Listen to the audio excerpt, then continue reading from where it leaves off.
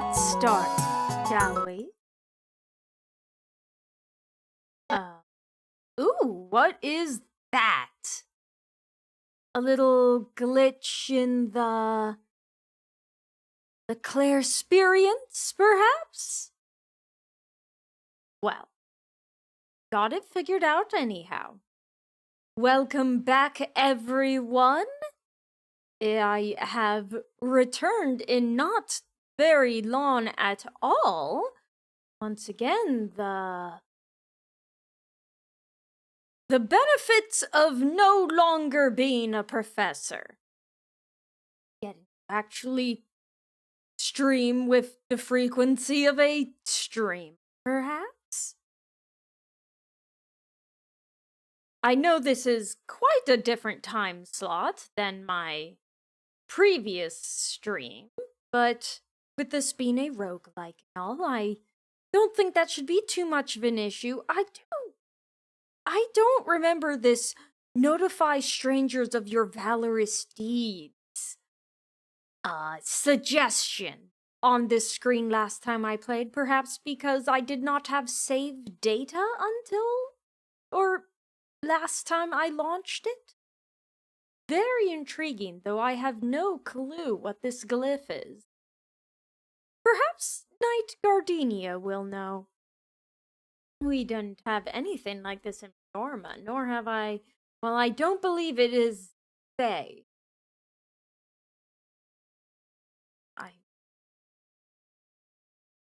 Keys retrieved 0. Curses lifted 0 of 13. I didn't know there were curses at all. Top net worth, none. Please. Oh, I suppose I shall.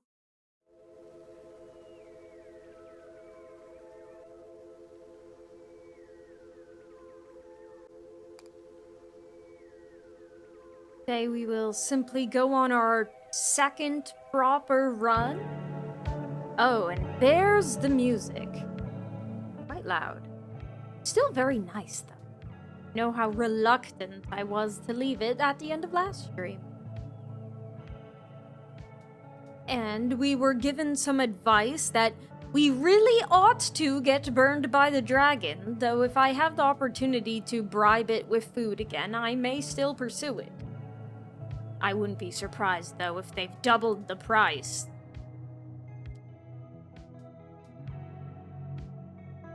Oh, and this is also where my, to-do list is. I expect that the way to get the potion of liking baseball to bubble may be to turn up the thermostat? And I would like to earn at least $30 at the end of next run. I don't know if I only get to keep it if I succeed, or if I get to carry that over even if I fail. I suppose there is only one way to find out.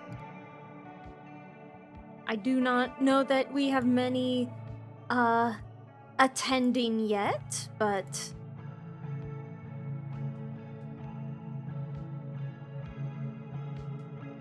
how do I adjust the thermostat?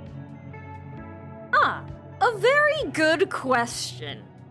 Wait, how do I increase my maximum comfort well, no, the maximum I know how. Strife, I believe you get to increase when you succeed in a run, and comfort seems to go up regardless or it says through repetition. So I think it's just every run, if not through story progression. But let's ask and see if there's anything new we might glean. Recently, I was asked to raise the thermostat to either comfort level 5 or strife level 5, but currently, looks like I can do neither. Like, I can only raise strife to level 1, and I can only raise comfort to level 2. Of course, each level of strife is earned. You must achieve victory at maximum strife to prove yourself worthy of the next level. Okay, that makes a certain amount of sense. And how do I increase my maximum comfort? I don't know. It'll increase on its own, I guess. We shall crank up the strife, which will better allow us to get burned by the dragon, which does mean we need to reach the dragon still. Cannot gather water during the first battle. I mean, we start with 11, so that could be doable, but I don't terribly like it. But not gathering food sounds much worse. With no resources also sounds worse.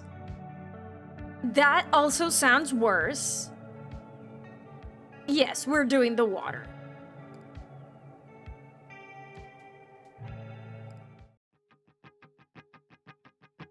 Which battlefield should the court traverse? This has more stone. It has a shop, birds, and goons. This has chess, knights, and goons. A market.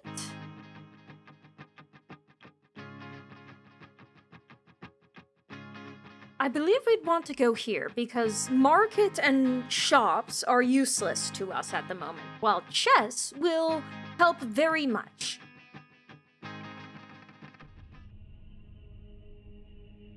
Robin has notes on how enemy knights behave in battle. Well, I'd like to think I know a thing or two about knights, but do tell, Robin. My notes don't usually comment on minor enemy units, but there's a quick footnote here. Knights are defensive units. They won't attack the court directly, no matter their number. That said, they will attack our units, workers and soldiers alike, wherever they draw near. As such, they pose less of a threat than other enemy types, but that doesn't mean they're not annoying. I thank Robin for this information.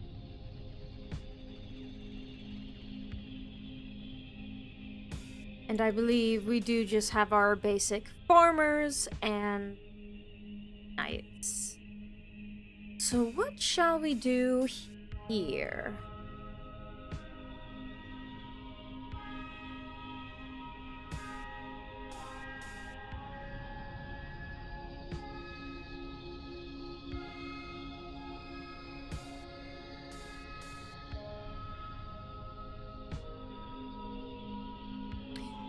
Gavin Stoutheart! Welcome, all of you. My name is Orchid at the moment, and Yes, thank you for your gobbo hugs. I am Orchid, a changeling conjurer, and also the alternate universe version of this channel's usual streamer, Night Gardenia.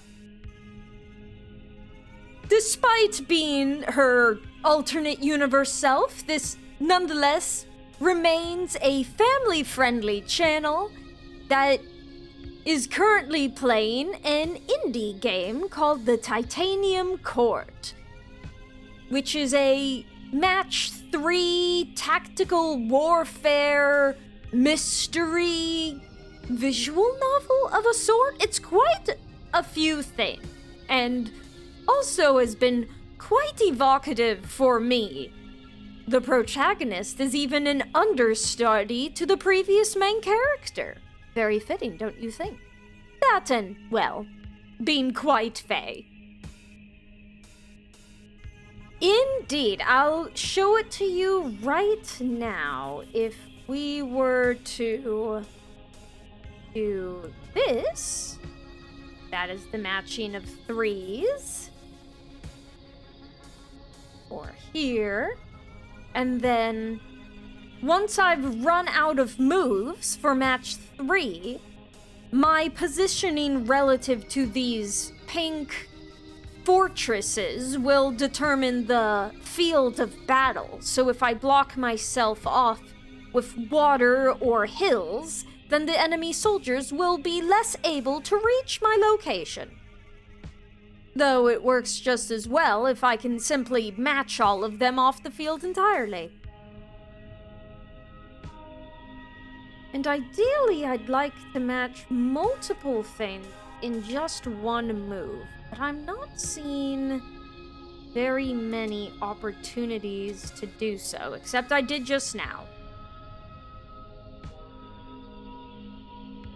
I think this might also? It did not.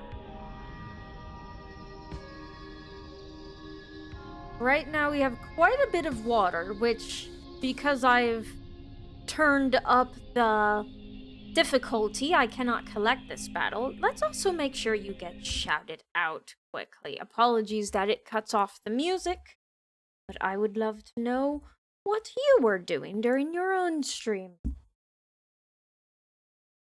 Just chatting. Well, what were you talking about?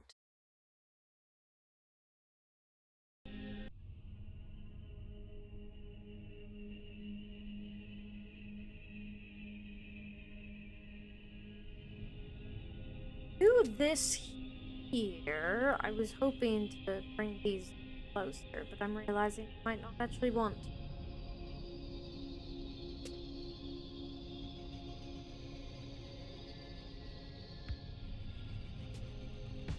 The moves are starting to get more expensive.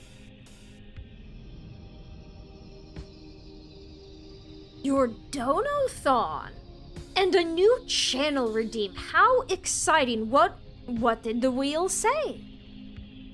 I'll be honest, I've been looking to perhaps create some new channel redeems myself now that I've switched professions and have the opportunity to do more streams on Night Gardenia's channel. This?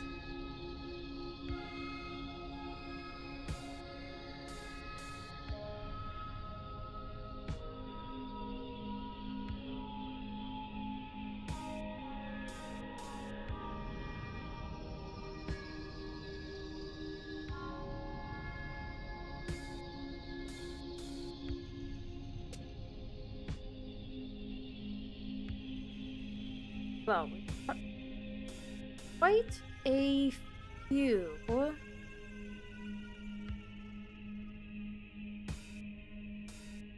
soldiers that I would like to get rid of.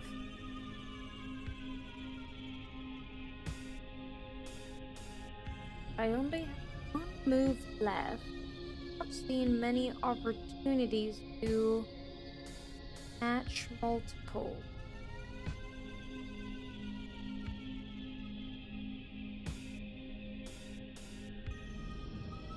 It sounds like you went through quite the trials.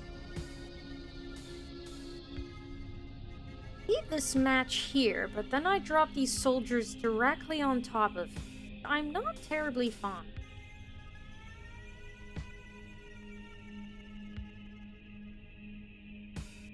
If I were to do this,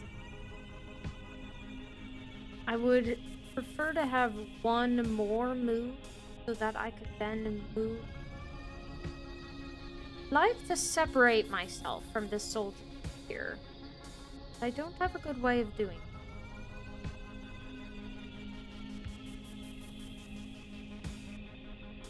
I also still don't know how to interact with these stumps. Perhaps it's merely there as some form of difficulty, but I doubt it. I believe the game will slowly reveal to me how to interact.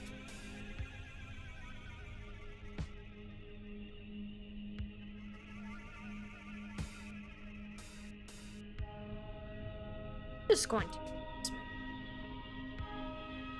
You have a gif of a chocolate coin being unwrapped. Then the coin didn't want to show up. Then it showed up, but frames per second was not how you made it. Well, that sounds quite the ordeal indeed. Conjuration does tend to... When it goes wrong in such interesting ways.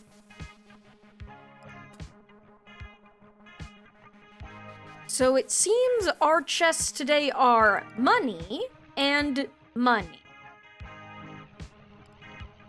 Fair enough. We immediately are threatened by this enemy right here. then this one will come over the hills from here, and these two will come over these. Except, this is the only one who will travel to us. The rest will all stay put. So we are relatively safe.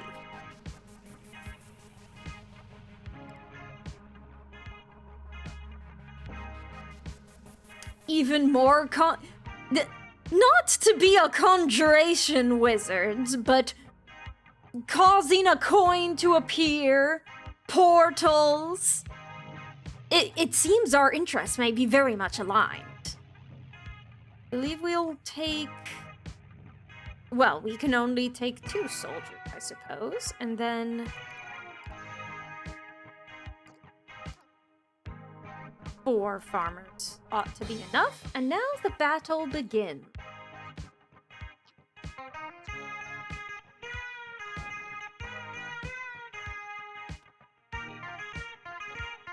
And we get some fun music to go along with it. Oh, I suppose I should also say, since I am not the usual streamer of this channel, that Knight Gardenia will be back to streaming as usual tomorrow, at the same time that this stream started. He will be playing more Okage Shadow King, which he recently realized is a 25-year-old video game, which seems to have shaken her quite a bit. Have a good lurk, Dagger Gun, and I hope you are well. Also, Knight Gardenia says that she had a good day.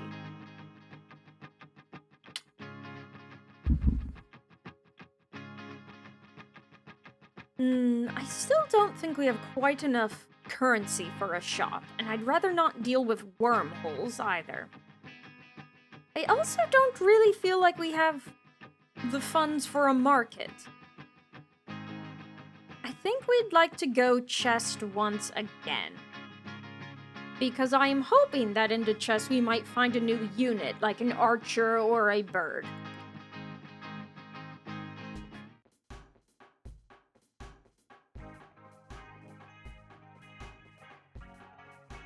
Yes, the breaks are important, though I would love to hear about the game you're making if you don't mind talking about it. The court pulls up beside what appears to be a large and impressive toll booth. From the large and impressive toll booth emerges a large and impressive goat. He gives the court a quick look over and then motions towards a sign. The sign reads Toll Schedule, 2 axles, 1, 4 axles, 2, Berry Court, $4. Your Majesty, that appears to be a dire goat. I would definitely recommend paying its toll if we have the means. Yes, they can get aggressive if we don't do what they want. Well, I was hoping to make $30 this run, but it appears I must pay a toll. Robin has notes on how dire goats behave in battle. Yes, tell me how much I should fear the goat. Right, here's what my notes say. During battle, dire goats will charge directly at the court. They're quick and they're strong. Because they travel on foot, they cannot cross water. They also can't cross hills, but they can knock them down, which is exactly what they'll do to get to us. Therefore, our best bet at defense is to surround ourselves with lots of water and lots of hills. Alternatively, we could try deploying a lot of defensive units. Dire goats tend to be single-minded and will leave our units alone while focusing on the court's destruction.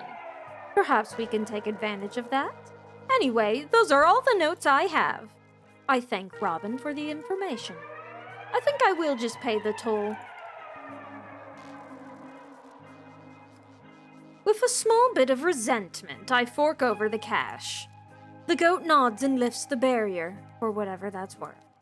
He also now joins my side of the battle. Bonus! And I've just noticed our enemies this time are ships, which I do understand attack via sea, so very different than usual. Our method of attack would be to not surround ourselves with water. It's your lore game. It goes over how the dwarves found you, raised you, and becoming a paladin. That sounds very impressive. I know when Night Gardenia went to make her lore video, she made it in Heroes Might and Magic 4. It didn't have voice acting until she added it in post.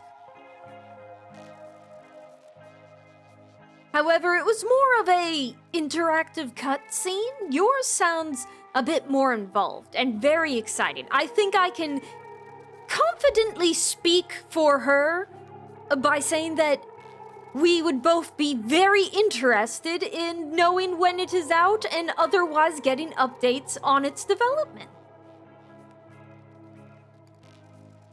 I look through a spyglass from atop the walls of the court at the distant signs on the battlefield. A curious symbol, a magical glyph of some sort, but I'm unfamiliar with its meaning. It appears to outlaw the letter P. Yet it prevents me not from proclaiming provocations pertaining to the presence of P in any of my pronunciations. Perhaps. What do our scholars make of it? Oh, I was already voicing this as Hop and Skip. But now Hop answers the call of his profession. You are correct that it is a simple magical ward, but this one is of mortal origin. Perhaps Her Majesty would care to explain us its purpose? He winks at me and then retreats from the conversation. Put on the spot, I tentatively explain from this sign that this sign is attempting to prevent anyone from parking an automobile within its vicinity. My courtiers appear to be highly amused by this explanation. Some of them even laugh out loud. Aha! So it's supposed to be warding off cars! Cars? A strange new mortal superstition, similar to an ogre or troll, but made of metal. Ah, I think I've heard of that. It's a bit nostalgic, is it not? Mortals used to use their magic to ward off fairies. Yes, I remember. It almost never worked, but it was probably less of a waste of time than this. Ha!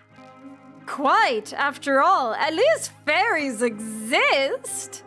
Seeing the look on my face, he backtracks a bit. No offense intended, Your Majesty. I'm certain if cars were real, this ward would be doing a fine job.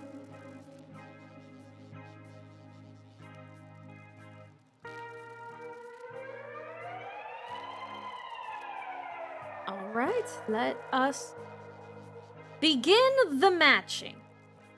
I assume these match with fortresses? Yes. Well, this sign is very much in the way. What do you match with, Goat? Nothing. The first thing we ought to do is... does that.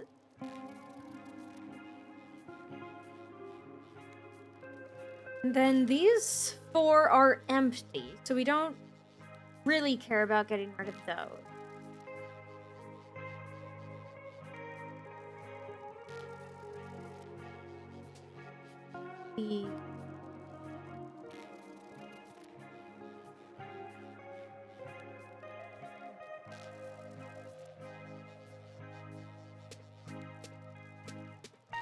Well, that very well. Now we've got some more enemies. I can actually get to match with, like so. There.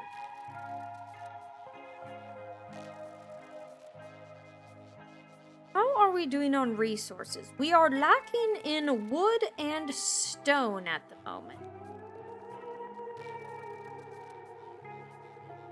Both of those cost the same amount. I will put these here.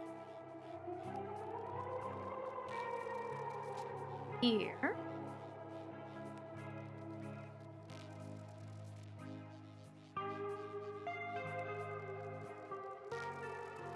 these in hopes of more tree.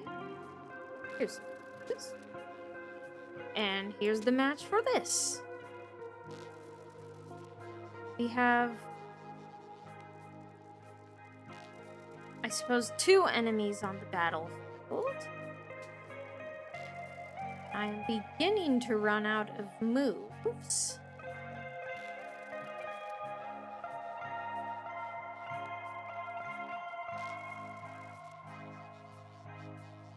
I would like more water. And this boat can't actually reach me from here. So I could match the enemies here, or I could match the water here.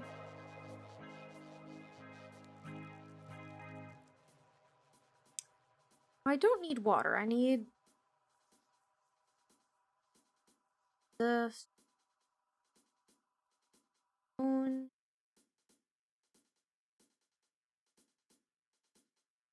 I match the stone here.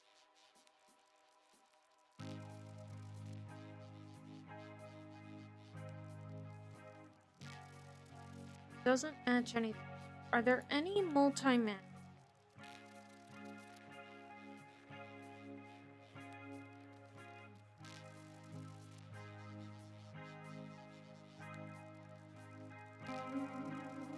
Not unless this 3-drop. It won't match the... If I get lucky, I could match some water, but that's pure randomness. If I match this here... That's a double.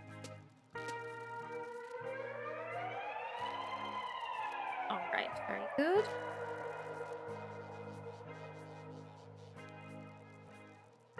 And this is also a double. And then it will also match the grain down below, which loses me a treasure chest, but gives me a new one immediately.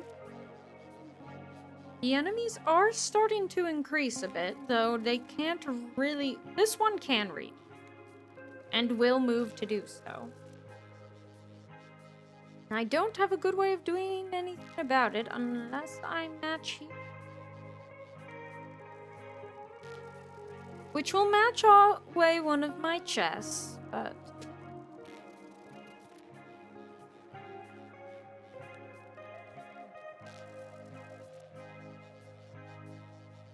There's 1 gaps in here, but nothing to swap into, unfortunately.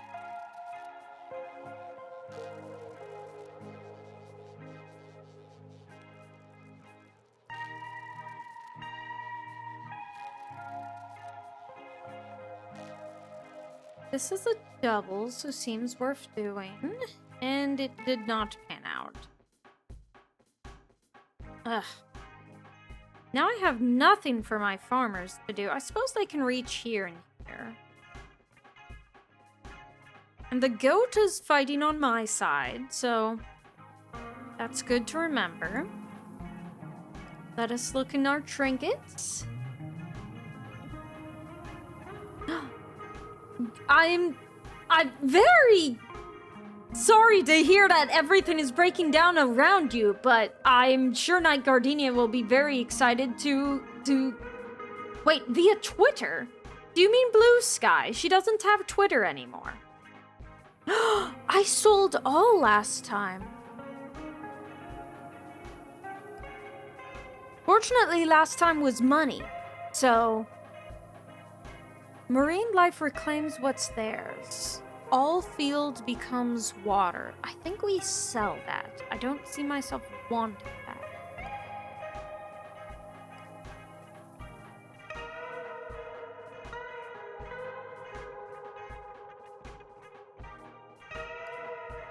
I think this is a new music track.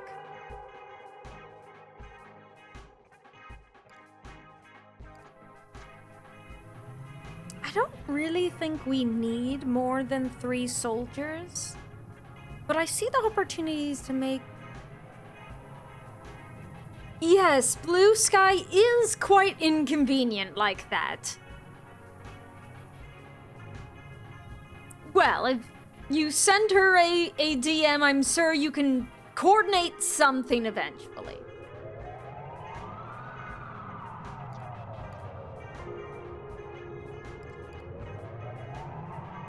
This song is a bit intense. Alright, it's lightened up, though this also seems like a new track. Part of me wonders if it is based on the amount of water on the map.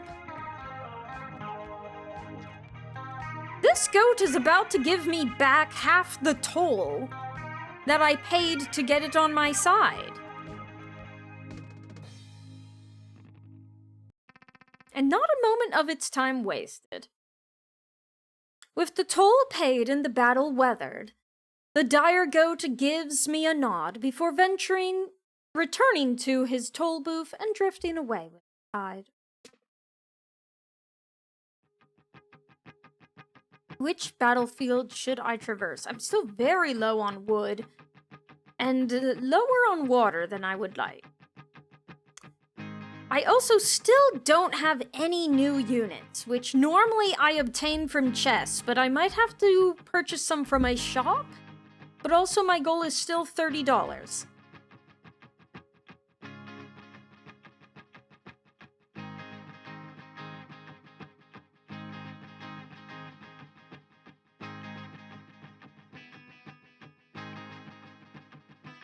I kind of just want to keep going for chests.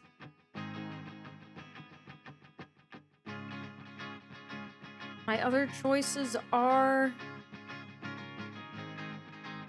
shops, and I don't have that much.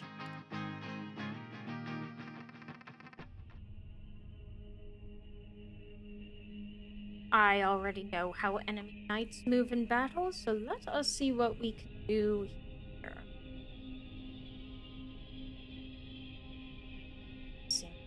Good move. What are these eggs? Egg zone. There are eggs over there. They aren't drawn. There are eggs over there.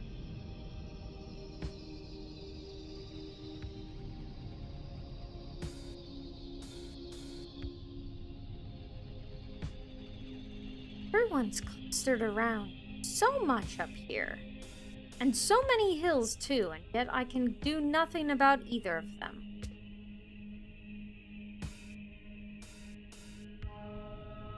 As if it is taunting.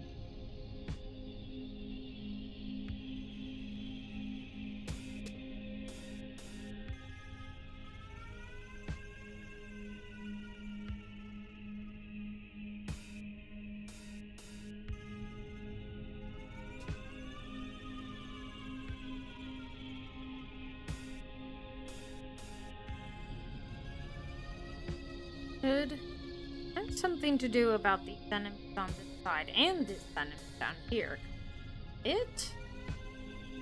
Suppose I could walk you away like so.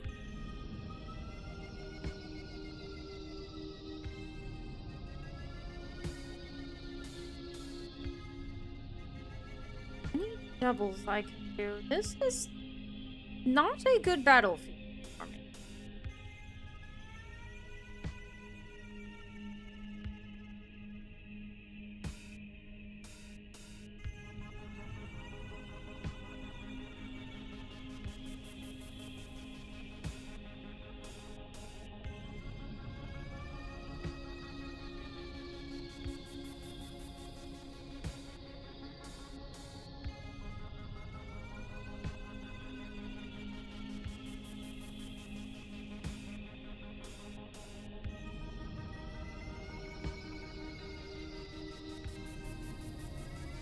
Matching this water would actually do poorly. It would give this enemy room to attack. So I suppose he will by going around here regardless.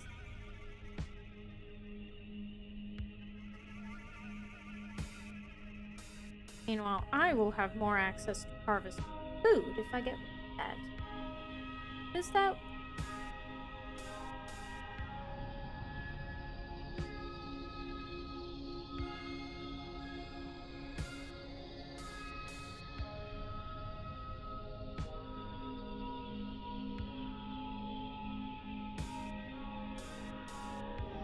Nothing I can do to give myself more time.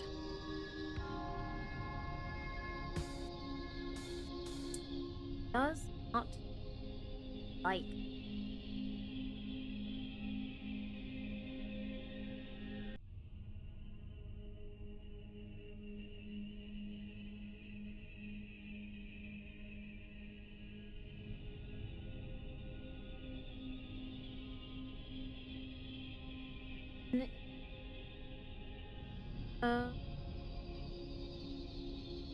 No, that puts him right next to me.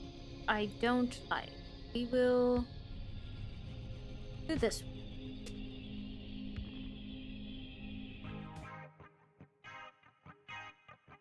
A mysterious egg is on the battlefield. I received a fascinating offer from the Egg Zone that has appeared on the battlefield. Your Majesty, great to see you again. Still trying to get home? Anyways, do I have an offer for you? He gestures at the large pile of eggs on the battlefield. That's right, you could become the proud owner of your very own football. Is he talking about the eggs? Eggs? What egg? I've only got footballs here. They clearly look like eggs. Your Majesty, they are likely American footballs. I hear those are shaped like eggs. Hey, if you're gonna call your football an egg, call it an egg. Who am I to judge? The important part is, I'm prepared to part with one of these footballs for an incredibly low price. In fact, I'm prepared to pay you to take one with you. If he's willing to pay me to take one, there must be a downside to doing so. I'd like to know what it is. Well, raising a football is a big responsibility. Too big for me. But you seem like you've really got it together, Your Majesty. You govern a whole magical court. You command vast armies. You ask questions before agreeing to stuff. I can't think of anyone better suited to carrying one of these babies to victory. But, well, to answer your question, you know how the game of football works, right? You lose the ball, you get a penalty. I can't keep racking up these penalties, Your Majesty. I'm gonna go broke. But I doubt that will be a problem for you. So, what do you say? I consider assuming guardianship of a football. Collect $10 for taking the football. Restore myself to full health. Collect 22 wood for taking the ball. Collect 22 stone for taking the ball. Normally, I would very much take the wood because that is what I am lacking. However, I am hoping to get away from this run with at least $30, and this will give me $30. And $30 is $30. I collect the signing bonus along with the egg, thus assuming responsibility for shepherding it to victory. Does this mean I can't be burned by the dragon? I'll be rooting for you. Oh, the egg has health! I wonder if it will follow me throughout the rest of the run or simply this map. Well, I should at least gather all manner of trinkets, treasures, trifles, and toys. A selection of goods. Defensive spell. Lay a trap for my enemies that halts their movement, even flyers. This would be quite useful for protecting the egg. It is a little bit expensive to use, though. And I will take 10 stone. I am tempted to sell the cobweb. Let me decide if I would use it. I think I don't need it, actually. Though those 2 soldiers across the way are very likely to attack my egg. Perhaps I should try new things. I could always sell this later. Acquisition provides a brief surge in satisfaction. Robin has notes on how the cobweb spell functions. Right, here's what my notes say. A cobweb is a trap that ensnares units on the battlefield. Any unit that steps on a cobweb will be caught and unable to move, including flyers. But watch out! Cobwebs take damage every time they ensnare something. They catch too much, they break. Also, they're very flammable. Okay, those are all the limitations you can probably work around. Can you at least assume that your own units will still... Or can I at least assume that my own units will steer clear of cobwebs and won't get caught? What do you think? No. Correct, unfortunately. Either way, those are all the notes I have. Alright, so I could put it right here. But my farmers are actually quite likely to go there and get ensnared.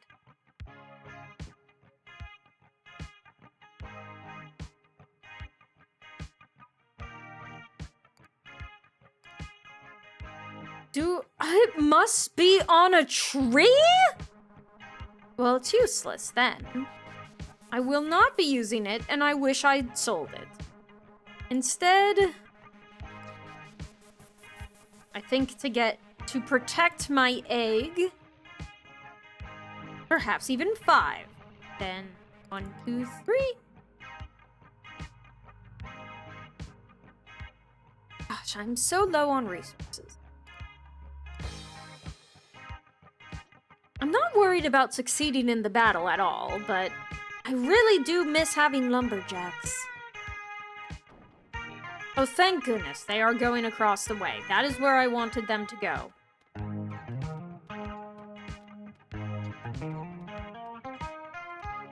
There comes a soldier to attack my fortress.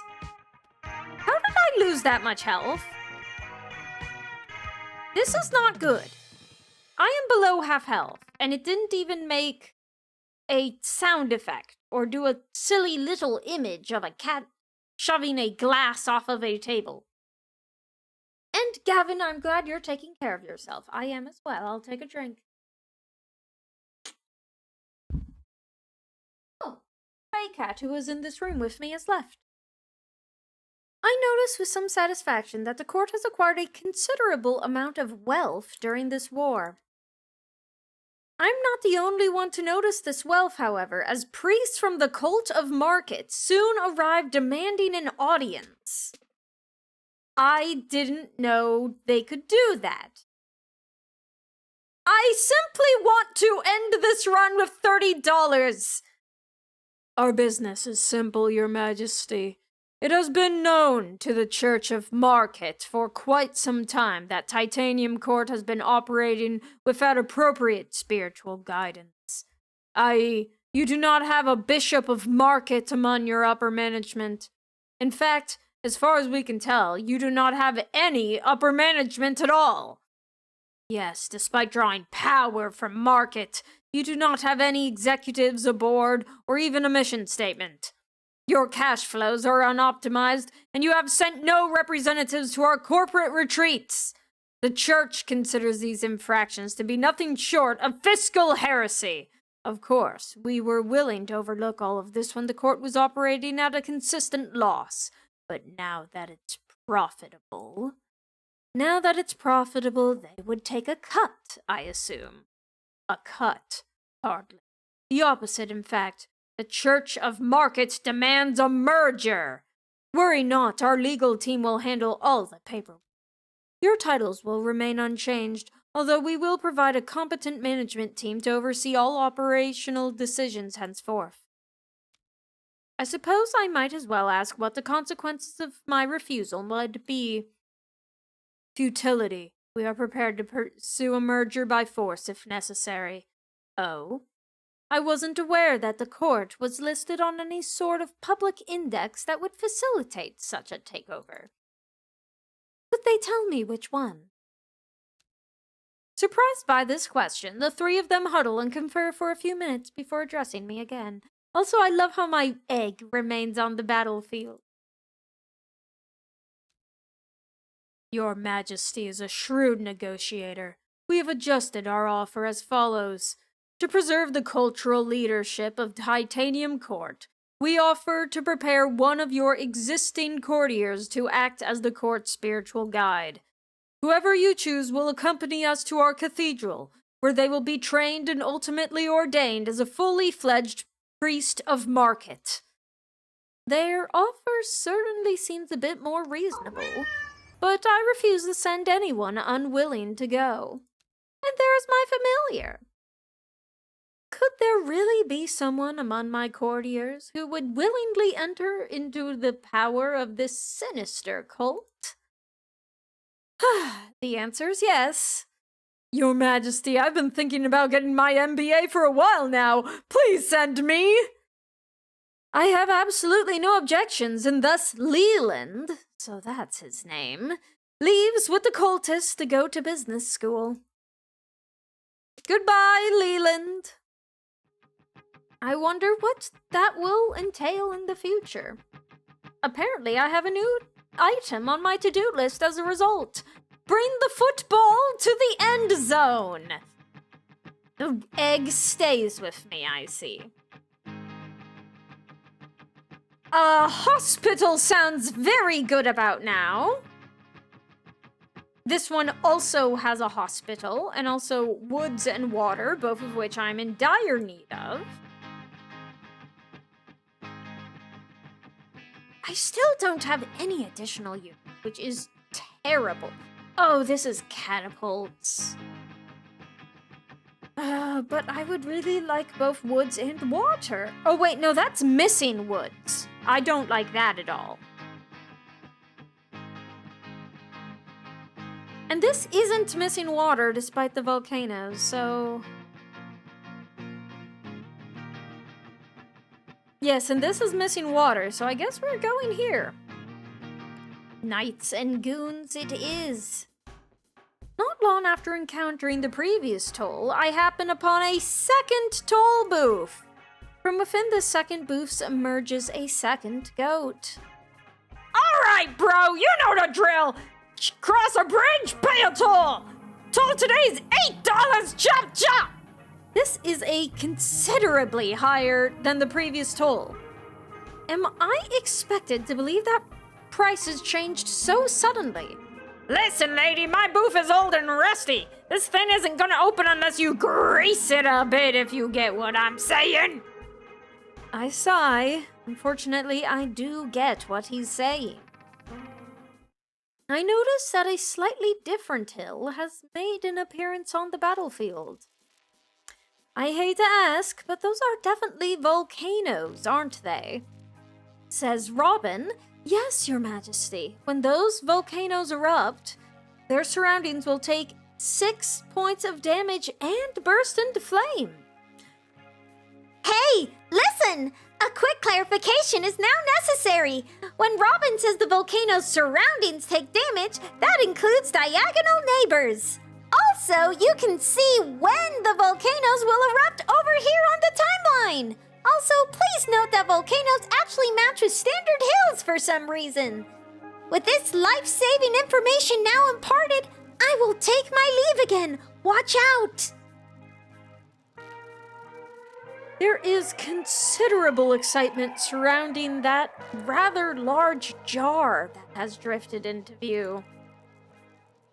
From among the detritus scattered by the tide, a large and imposing jar floats into view. Upon catching sight of it, Robin groans. Your Majesty, I advise you to steer the court away from that thing. But the other courtiers object. Nay, Robin, such advice is an error. We must steer closer to the jar should we ever hope to open it. Robin explains her reasoning. Every time we wage war in proximity to that jar, our soldiers neglect the battle in favor of attempting to open it. But we are still making progress. Surely by now we have at least put a dent in it.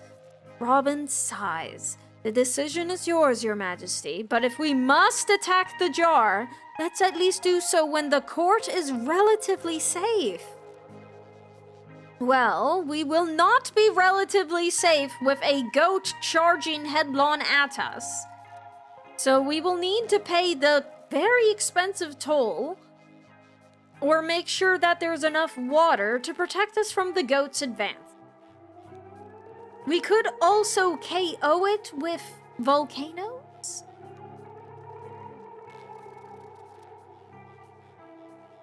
Okay, so we are over here. Our egg is down here, which is quite a bit in harm's way. So first I shall do this. This down here will also be an issue. And here is the hospital. It is not possible during high tide. Healthy spell. All my units by 3 seconds. Also $8.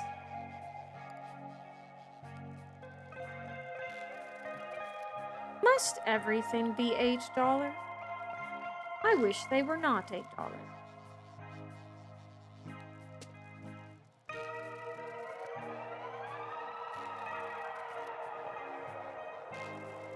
A double. Goodness gracious.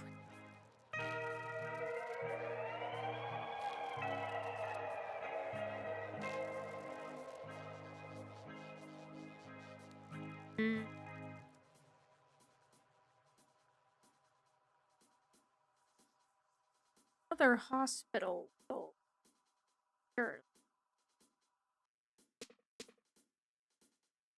Another hospital has come. Really love these two out and this out. Need to get my egg closer, or I will fail in my stewardship. If I do this,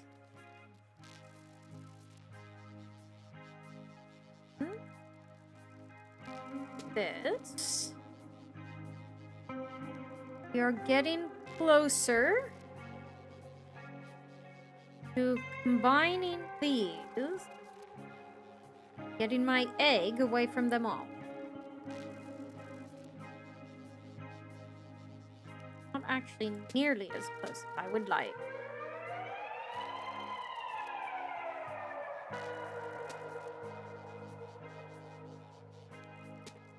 Right, that was my first objective. This gets rid of all of the water between me and the goat. There is not enough water between me and this goat.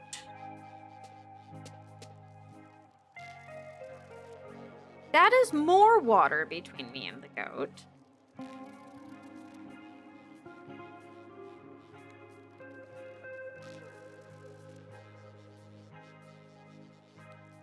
The jar is also quite close. And these enemies, I've just realized, are right on top of my egg.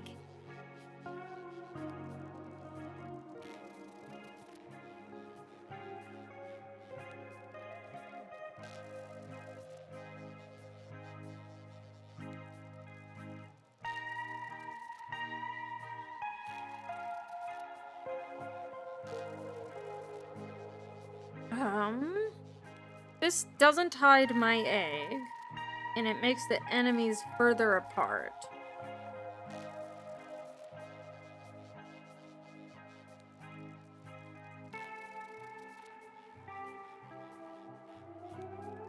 This puts more water between me and the goat, so I do like that.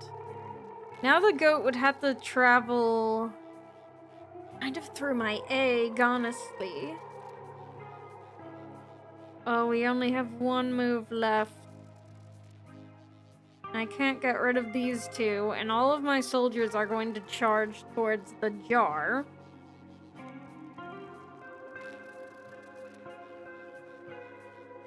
So they will sort of have to go through these two in order to get to it. I've just remembered I can put a sticky trap on tree. But I can't put any trees between the enemy and the egg.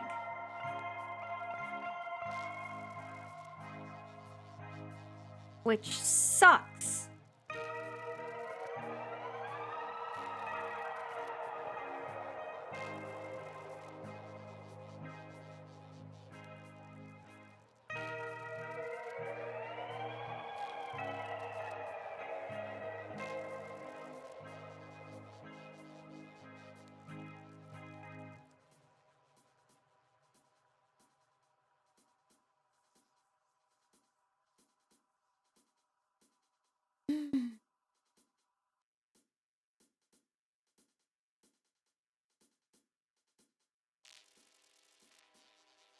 I think I need to do this.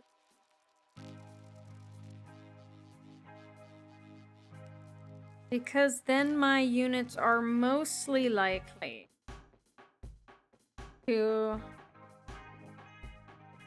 Ugh. I'm not feeling so confident in the safety of my egg.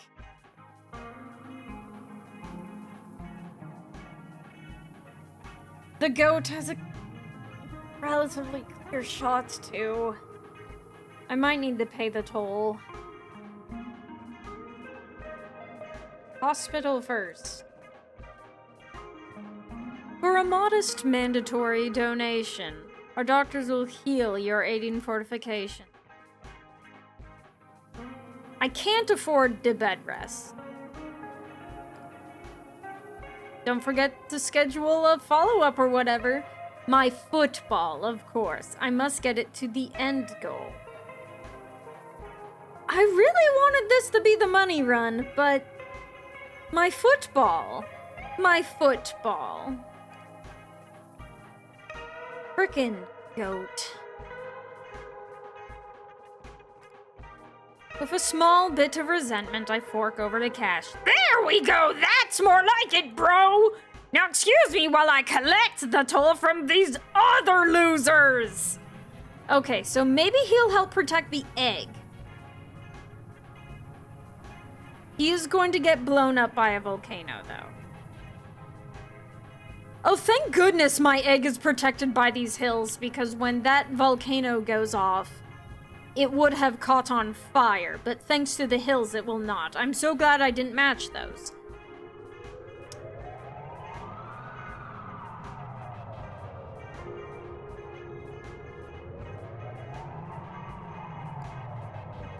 And once again, this netting is useless. I think we need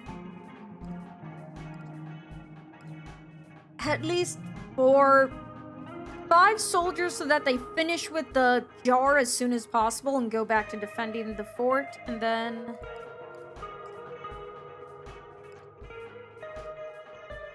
Alright, let's see how this goes. Alright, they're at least dealing with those because they can't reach the jar. Where did the goat go? The goat is out. Oh, the goat can't even reach anyone because of the volcanoes.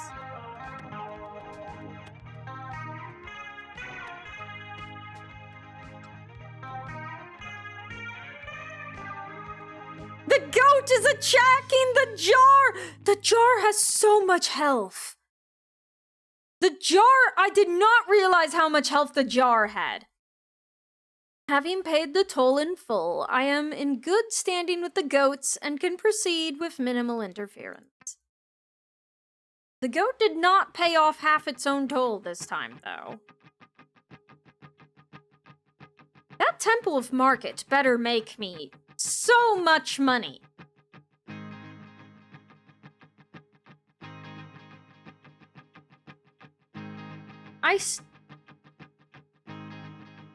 Very good. Have a nice meal and a nighty-night. And thank you once again for leaving your crowd with me.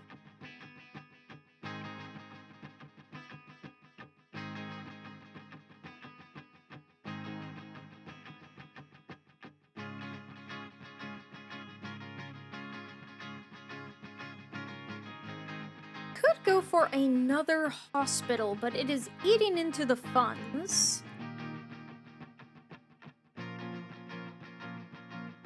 So I would also really like more wood.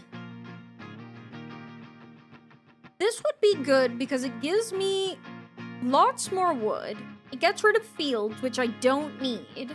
And also would mean I don't need water because I wouldn't need to supply any farmers. But this one has chess.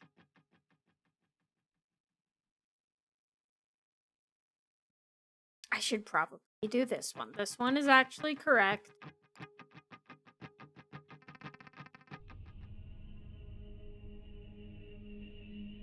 And a glass house.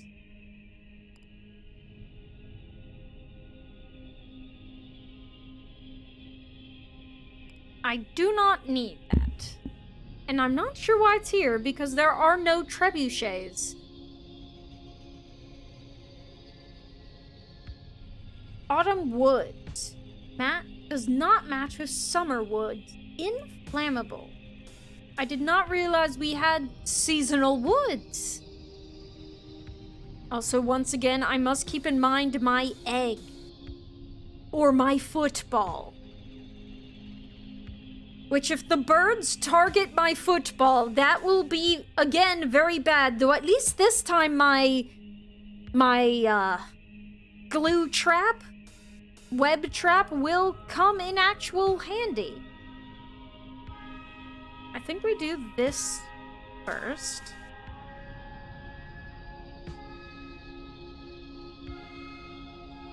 This, that, and that. This is quite the line here.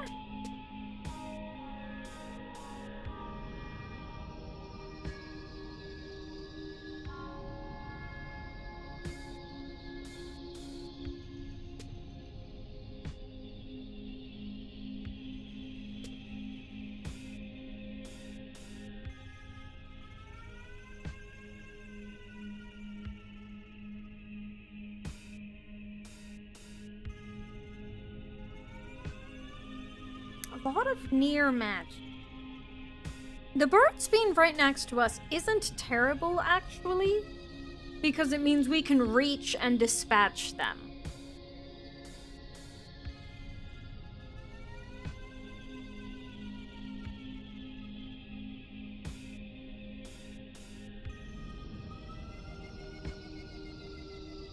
I think this is my only match on board.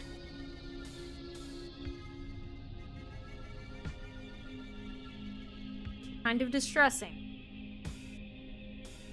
Are there any match?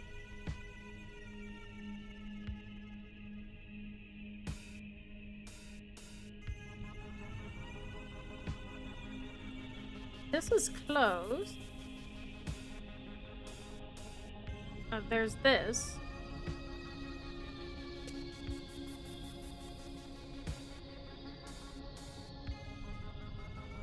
This is a double.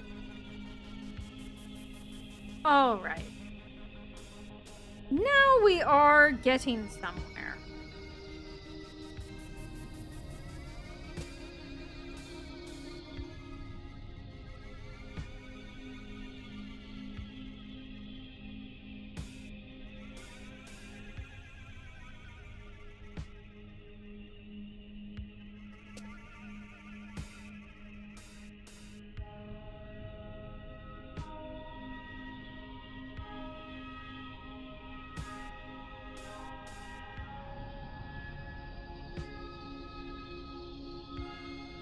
At least these all walk.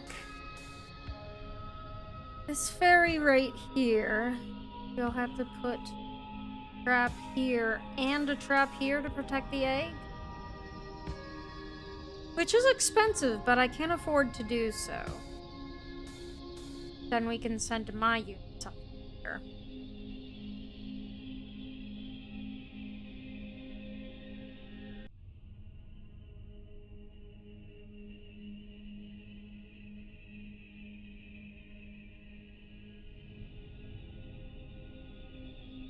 I'm not a great way to match two. I think this is my final.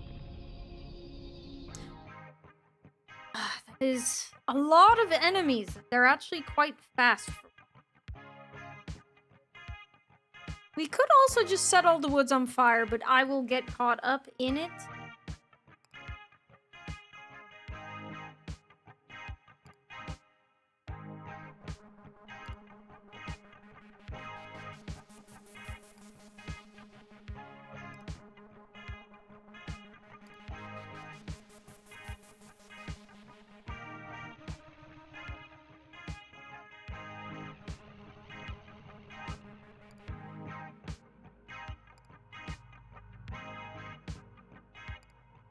Right. Now we just hope that my units do the smart thing. And I've just remembered there is no farmer.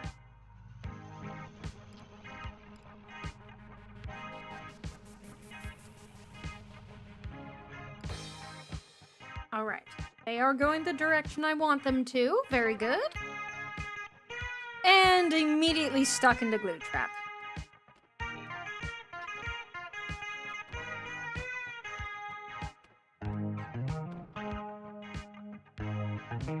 Another stuck into glue trap, another stuck into glue trap. And now we have reinforcements.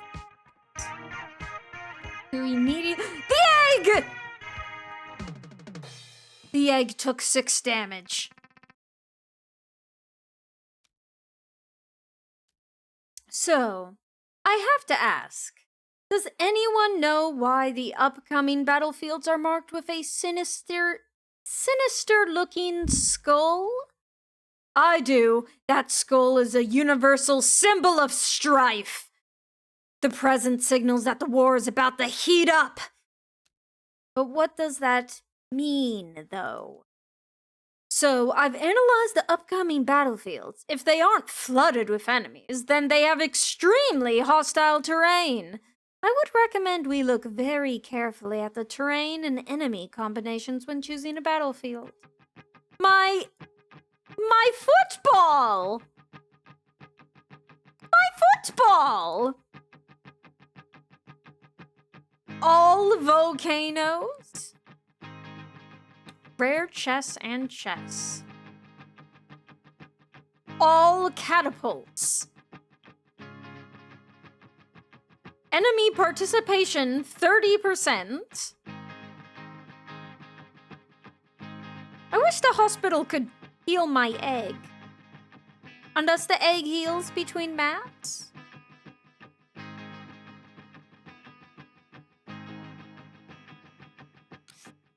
The volcanoes is very difficult because there's nothing I can do to protect my egg from the fire, so I think we go enemy participation up 30%. We are very low on resources, just universally though.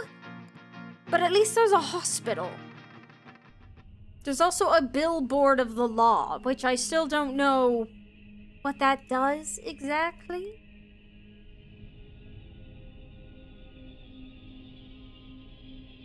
And then there's another toll booth? Are you kidding me? That's so many enemies also. And how— my egg did not heal! I maintain that it more closely resembles an egg, but aren't motivated enough to argue the point further. This map will also be very hard on the resources. Think of it.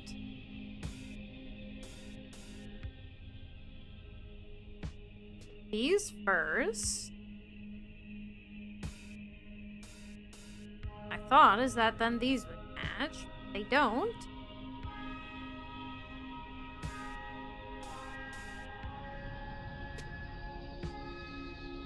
There do those, of course. But these will. And there's Archie. Oh.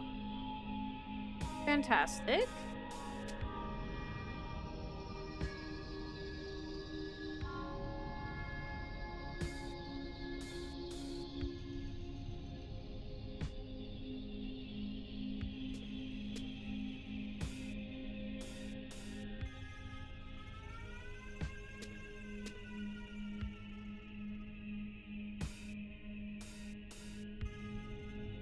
What if instead of more enemies, there was less enemy?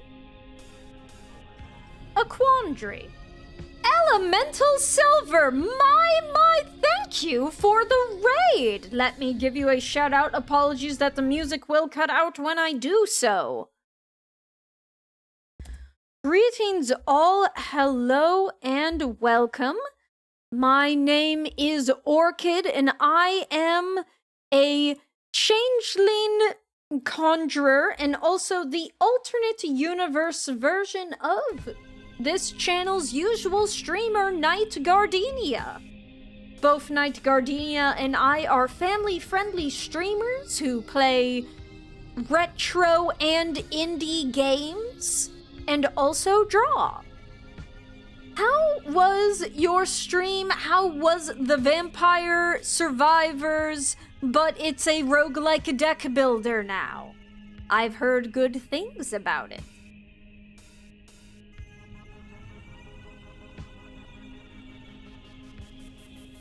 And of course, if you do have to raid and run, there will be no offense taken.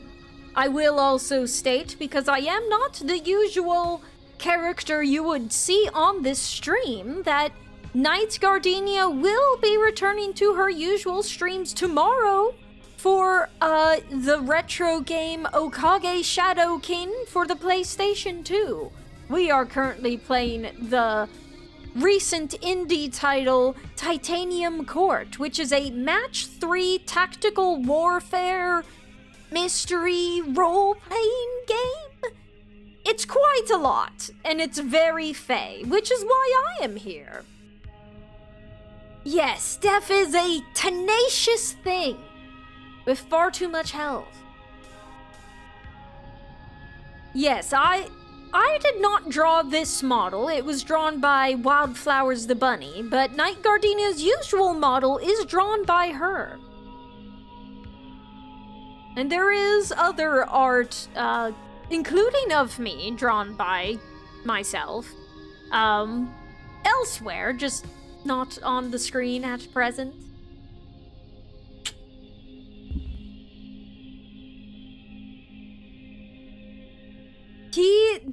Yes, he is a solo developer. I saw a video recently explaining all of the Italian jokes put into the names of basically every object in the game. It seems like he has a lot of fun, and it's fun to have fun.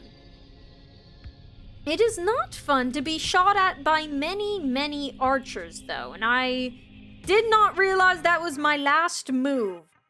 That is very bad for both me and this football that I am attempting to get to the end of the run with me. Fortunately, I can employ the use of a glue trap.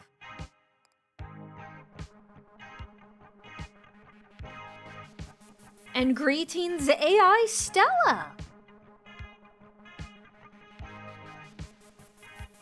Oh, I wouldn't say that. We all contain the aptitude for whimsy.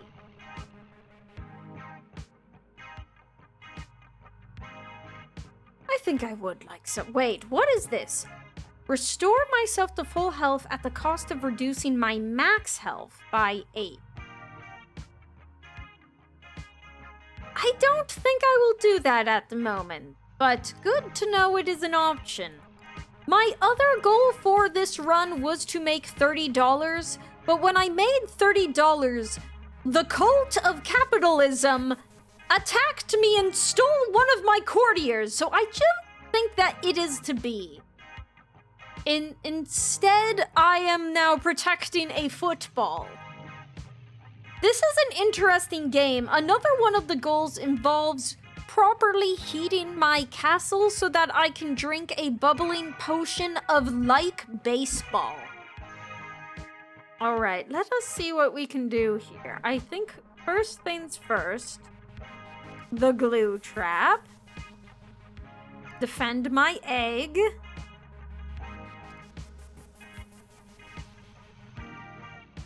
Unfortunately, my own units are very likely to get stuck there. And then how many soldiers? Only 3. Those glue traps better do a good job. And then...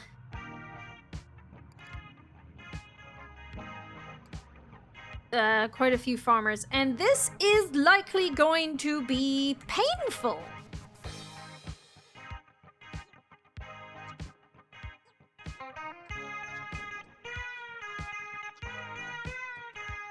I don't think I'll lose the run. Though the way the archers are firing, I may actually. Oh goodness, I did, in fact. None of my goals are met. Okay. For a short period of time after the court wakes each morning, it drifts through the tide alone, free from its relentless obligations to the battlefield. I found this time useful for exploring my surroundings. So I didn't get to keep any of my collected materials, which is a shame because I have many side quests that require me to use them after a victory. I have the ability to take a shower? That's new. This is my first time losing a run, so there is value in learning what options that affords me.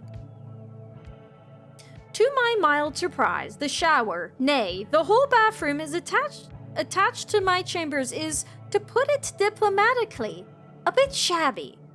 Unlike the rest of my chambers, those which choose to stretch and grow with the size of my station, the bathroom remained small and intimate.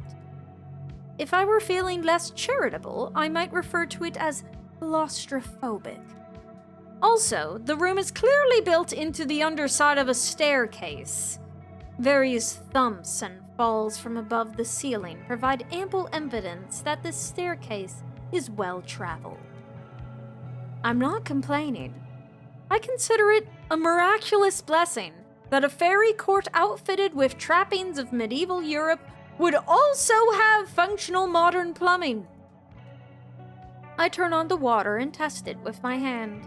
Despite the shower's appearance, the temperature is consistently warm, and the water pressure is high. Just a completely normal, non-magical shower. Mediocre, even. I suspect that it will be a good reminder of what my life was like prior to absconding with a cohort of fairies. As I step inside and close the sliding door, I quickly retract the previous statement. The high-pressure water, the subtle ringing noise produced by the shower head, the echoes of footsteps from the ceiling, all combine to create a cacophonous cocoon of sound and steam. If anything, this shower is perhaps the most magical object I've encountered in the court thus far. I let my mind drift for a while. It is time to play match 3. Will this give me materials for my next run as apologies for my previous failure? No. That earned me nothing. I go over the short list of things I've learned about the court in the time since my arrival. Okay, I'm supposed to keep matching it.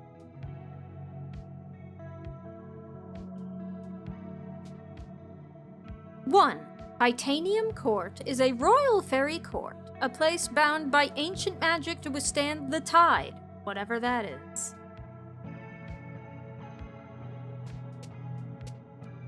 2. Magic totally exists, by the way. 3. So do fairies, just so we're clear. Why, I'd hope they do! Not sure where that would... I suppose I do know where that would leave me, as I've been many other things, but currently I'm trying to be a fairy again. And of course, if you would like to know anything about other things that I have been, there is the Legend Lore Redeem. Though there is also on Night Gardenia's YouTube channel, multiple of my previous classes which I hosted, which I also used to introduce myself to the class. Though I have recently retired from teaching. Oh, I'm supposed to match more things. Well. 4. I am, however, not a fairy. Incorrect. As a person who has lived a decidedly unmagical life up to this point, I am instead a mortal. That would be, your universe's Night Gardenia, who is very decidedly not magical in any way, despite many people thinking she resembles a paladin in nature.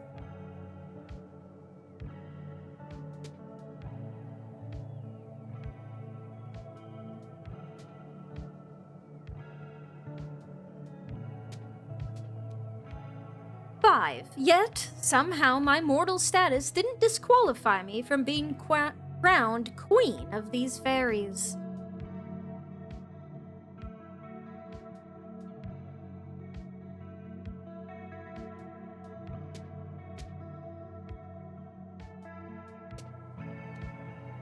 In fact, so far as I can tell, nothing will disqualify me from this royal office, not even my own opposition to holding it. As loath as I am to leave, I think I've now spent enough time in the shower. Let's go explore the court. I could investigate the dining hall, or I might find some useful information among the vast number of books in the library. Yes, the library that my courtier Puck hid behind while refusing to answer any of my questions. If there is some principle of organization by which the books in the library are arranged, I am unaware of it. True crime novels sit next to self-help treatises, which sit next to compilations of syndicated newspaper comics. Shelves are stacked with playbills from amateur theater productions, maps of amusement parks, and brochures from defunct tourist traps. Hydrate and posture check I will do. There even appears to be a whole row of shelves devoted to graded essays written by middle school students. Ugh, please no more grading. I've retired! Will do. Fortunately, as we are here and not with Night Gardenia, there are less swords about to be sharp. Have a wonderful evening and, as our usual host would say, a nighty-night! If I am to find any information of value here, it will require a significant amount of dedication and time. Time that, unfortunately, I do not possess at the moment. After all, I already have plenty of things to do. So I will investigate the dining hall. I would like breakfast.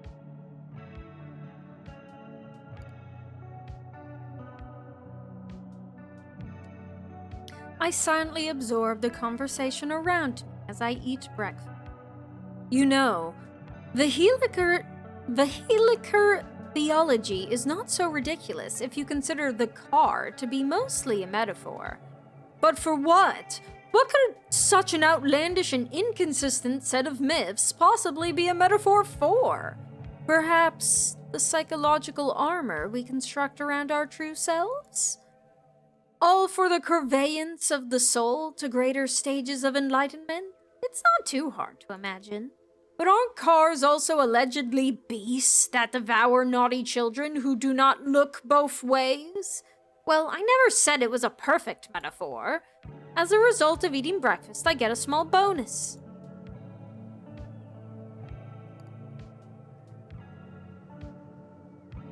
The potion of liking baseball is ready! The strife worked!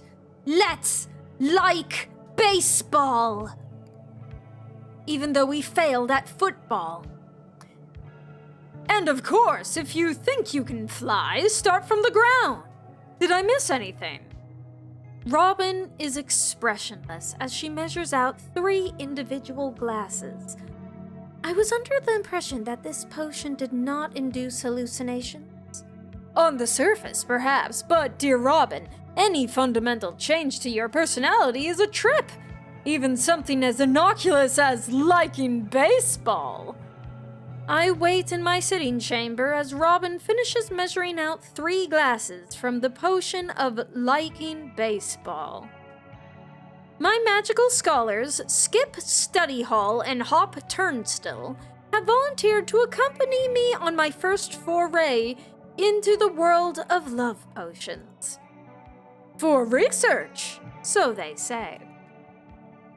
Robin has likewise volunteered to remain sober in order to keep an eye on the 3 of us. How familiar are you with this baseball, Your Majesty? I'm guessing you know a bit about it, given your willingness to like it, perhaps? Stop! Skip interrupts. If you are to properly fulfill your role as control group, you shouldn't speak of baseball until the potion has started to take effect. Right, of course. He turns to me. You must understand, Your Majesty, I currently know nothing of baseball. I am fascinated to discover what it means to like something I have no knowledge of. The measuring done, Robin hands me a small glass of purple fluid. Tentatively, I down the glass. The taste is faintly sweet and rich, with a powerful aftertaste of honey. My companions down theirs as well. They say in unison, "Oops!" And now? Says Robin. And now you wait.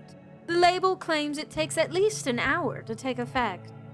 And so, as the seed of a new love begins to inch its way through my digestive system, I await its arrival.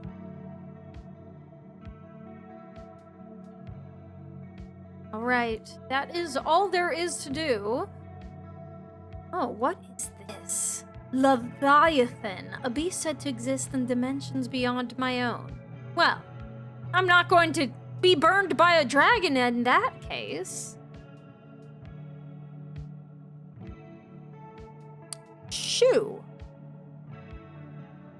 A home shaped like a shoe. Another egg zone!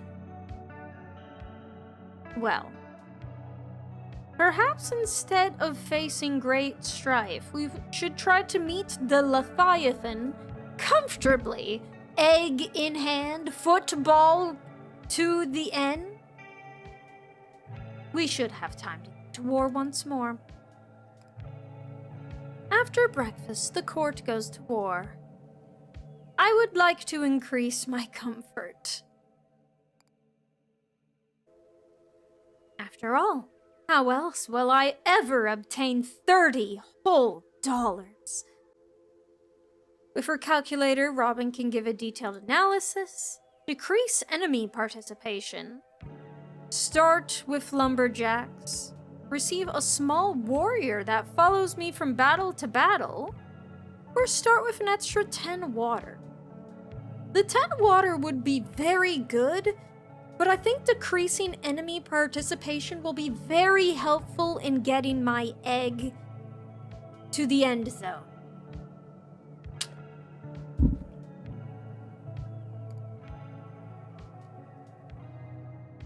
Alright, so they had stronger benefits because of the increased comfort level. There's another market. I wonder if we'll see Leland again. I suppose if we were to deal with catapults, better now than later. Also, seems we have very little choice about catapults, though I would, again, actually prefer to get chests first, especially with more... In a surprise twist, the dragon ambushes the court just as we set off for war. Hey! Are you still doing that promotion where you give me free food to not eat here? I liked that promotion.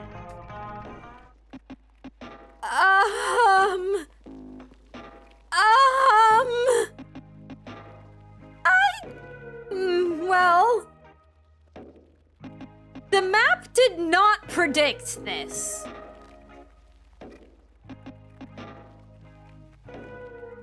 I only saw in the forecast stump. Please explain to me again how the I believe it tries to burn all of my units. I am believed to have committed tax fraud. For this horrendous crime, a high bounty is placed on me, and nearly everyone with a weapon is after me. How do I handle the situation? Stay hidden? Try to flee the country? Hold my ground? Ask a friend for help? Well, let me get a D4 for one.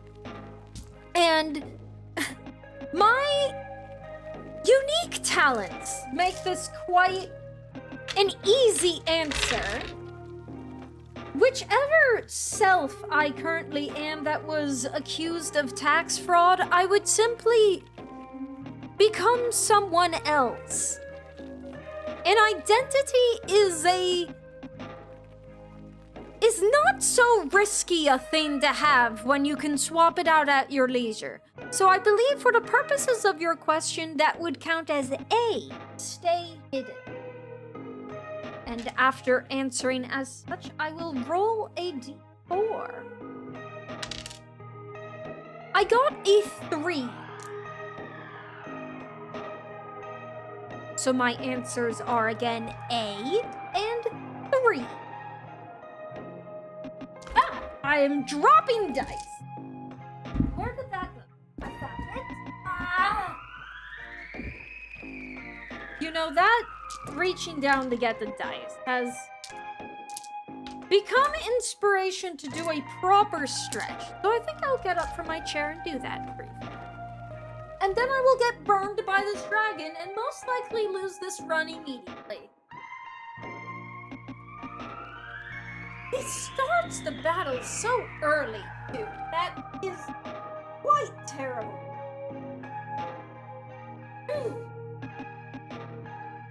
Even with all the Lord's monster hunters, I stay hidden long enough for the whole thing to blow over. Well, thank goodness. It seems Johann was not able to track me down this time, though it's less that I've had problems of Johann intentionally hunting me down, more as running into me and having the foresight capable of recognizing me.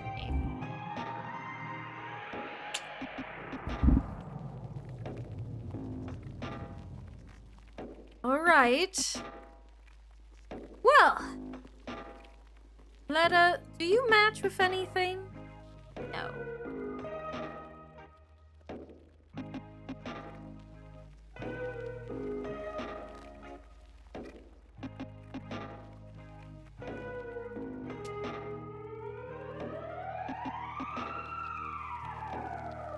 I can bring it closer to me. You know what? Do remind me.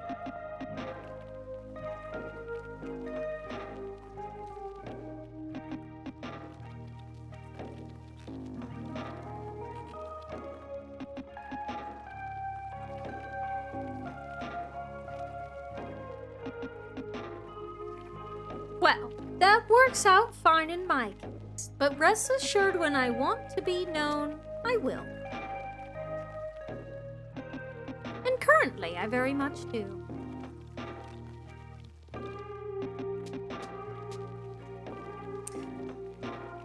I do sort of wish this dragon were not quite so close to me.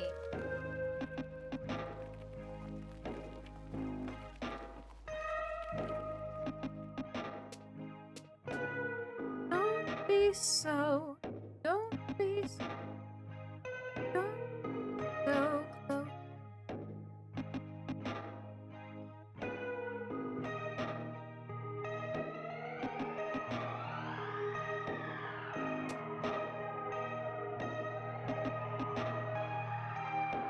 I don't think there's any chance that we are getting 60 food on the very first map, so... You hate dragon.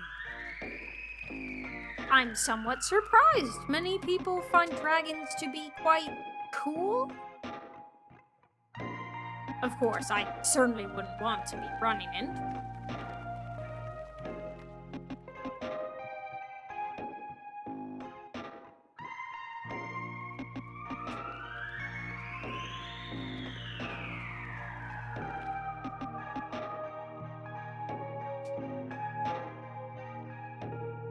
We have 3 chests on the field.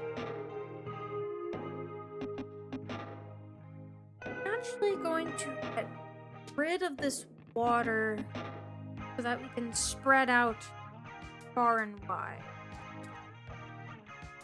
10 food. 10 food. Enemies become friends.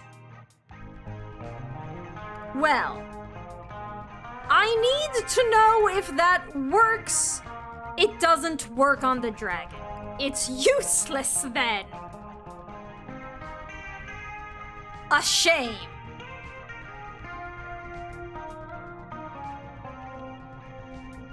We'll simply do our best.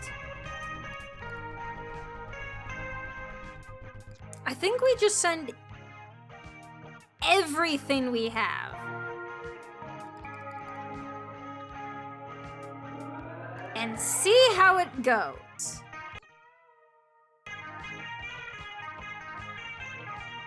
Badly. Immediately, horrifically badly. Well, at least we are very quickly accomplishing one of the goals the game set forth, which was to be burned by the dragon. So, I suppose it saved me a rather long trip? And now, a brief recollection of my first experience bathing in dragon fire. For context, here are 2 fun facts about dragon fire that distinguish it from run-of-the-mill fire. Fact number 1. While it does consume fuel and radiate intense heat, dragon fire does not produce any smoke. How odd. Fact number 2. Dragon fire is loud, which is to say it's noisy, which is to say it literally screams as it burns. So as to my experience, I remember instantly sweating in the heat and noise. I remember pushing my way through a throng of my courtiers, all of them moving strangely as if caught in a dance. I remember searching desperately for an exit. An exit I found eventually through some miracle, a fire escape perhaps. Bursting through a pair of double doors into the brisk autumn night, I was finally able to catch my breath. It was in this calm place, with the heat and the noise and massive bodies just behind me, that someone offered me a light. I suspect that light is most likely what kept me alive. Get a job! You have unlocked the alluring and self-destructive light of youth. Okay. That is not what I was expecting. Don't smoke, kid.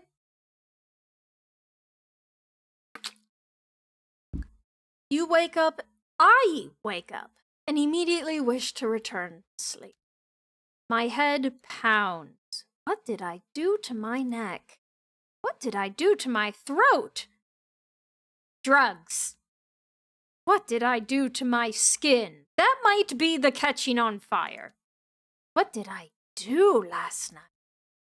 After considering this question for a few seconds, I remembered the dragon fire. Yeah, okay. I survived. Sort of. It's too early. All of this is too early. With an intense amount of concentration, I will my body to the edge of the bed. I'm certain I'll feel better after I just get up, take a shower, maybe have some coffee. I just gotta actually get up. Ugh. Okay. After incredible effort, I managed to get out of bed. That is what we call uppies. Yay! Uppies! That is how I celebrate when I manage to get up. Let's explore the car. I don't actually get to take the shower? We have a showering mechanic in this game, and yet they deny me. Well, let's make another attempt at finding information in the library. We are scholars here after all. I am looking over the books in the library when I come across a large shelf of handwritten notebooks. I remove one and open it. Here is what the first page says. Good morning. You are Robin. This page serves as your instructions. Read it carefully before you get out of bed. How to be Robin, a quick start guide. Goodness. This would be so useful to me! 1. My deal. Your deal is that you can only remember what you have written down. 2. Therefore, you must always be taking notes. Use the remaining pages in this notebook to do so today. 3. Always pretend you understand what's going on, even when you don't. If it makes it easier for you, know that everyone you meet is doing the same thing. 4. If someone starts asking questions, tell them you are too busy to answer. 5. While your mind forgets, your body remembers. You will only ever smile in the presence of someone you trust. 6. Your job is to serve the queen of the court. She is currently missing, but that will not always be the case. That's it for the instructions. The rest of the pages appear to contain Robin's short-term memory from the day this was written. It feels like it would be a serious breach of privacy to read further, so I placed the book back on the shelf. That's very interesting. I wonder if we will get instructions for the other characters. Perhaps not, because Robin having an instructional book is specific to her deal? Though this is not the first time we've heard of a fairy at court having a deal. For there was another guy whose deal was that he can only answer questions we haven't asked. And I suppose Puck's deal is that he is the helper. Have a good lurk once again, and if we do not speak once more, nighty-night.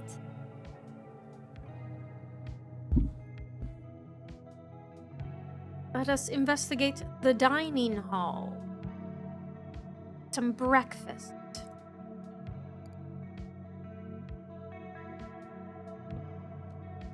As a result of eating breakfast, I get a small bonus, which is rocks.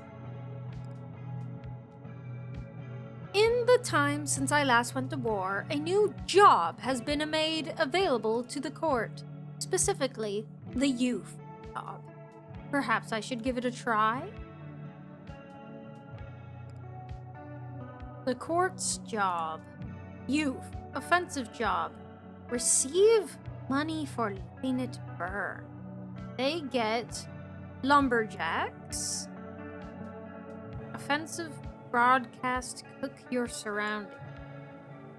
Defensive spell removes fire and flammability.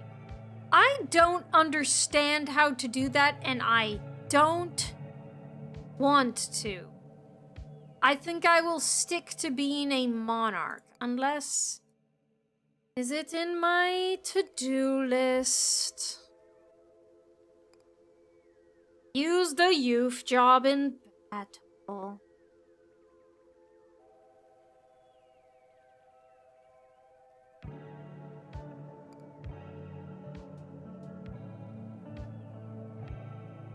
I suppose I should focus on a goal that I can guarantee I will accomplish.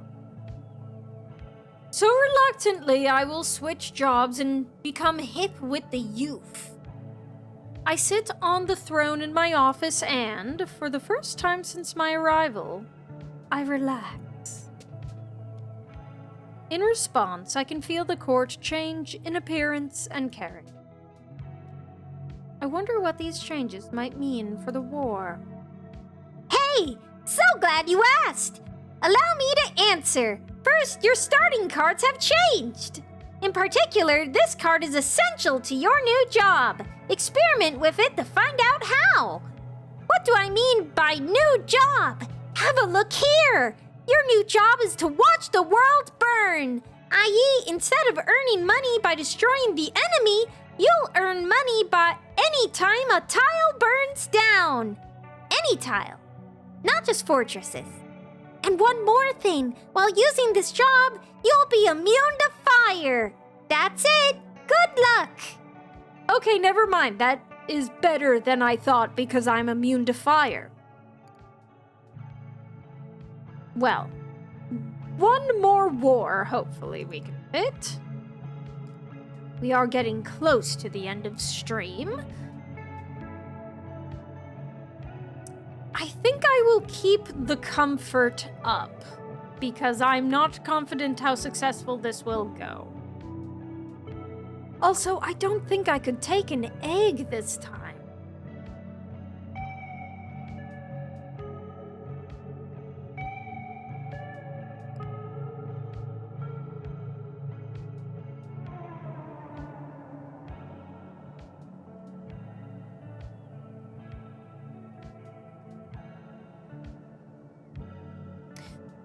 Decreasing shop prices might be good because I think I'm liable to have a lot of money. Though actually, I think I will need the food because we don't have farmers anymore. Oh, I get another one. Start with 2 thorns. I think this will be good as well because we don't have any offensive units.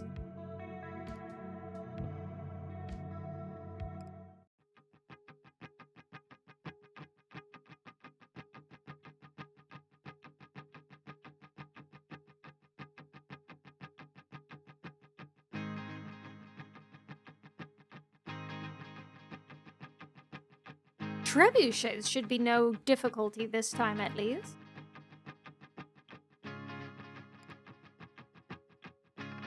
Oh, we are lacking horrifically in water.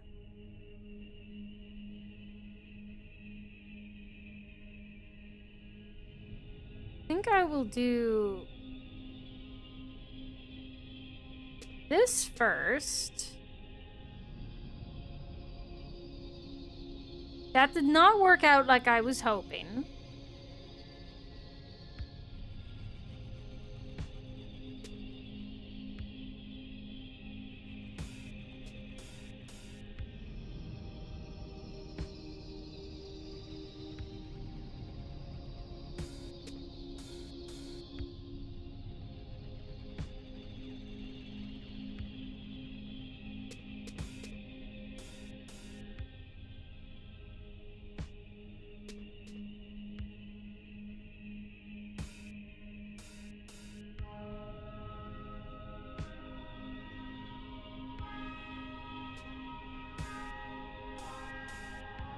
There's very little water on the battlefield, which is a little exciting because that does mean I will just get to burn everything.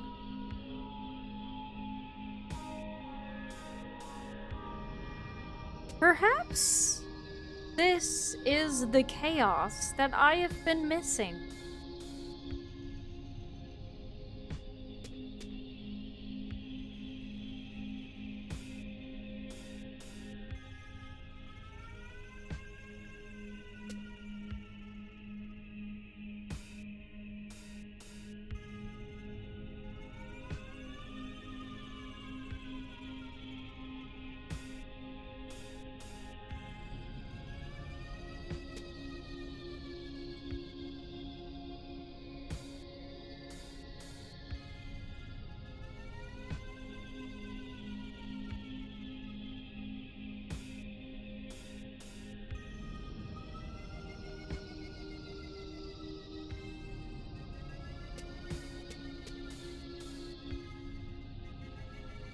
a very kind starting map as well.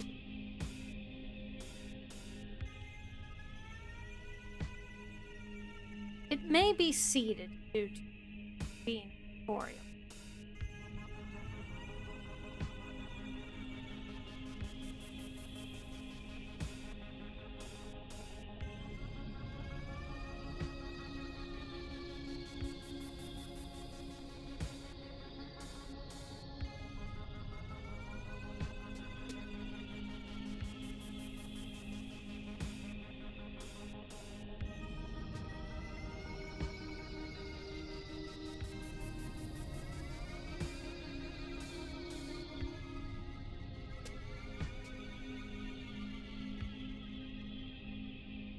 And I have 4 chests on the map, which is very good.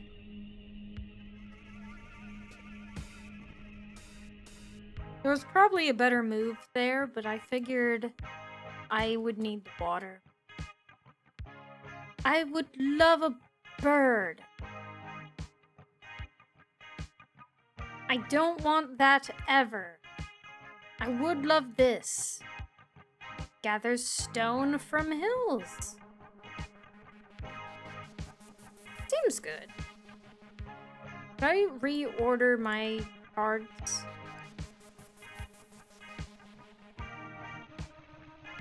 No. So there are no enemies whatsoever.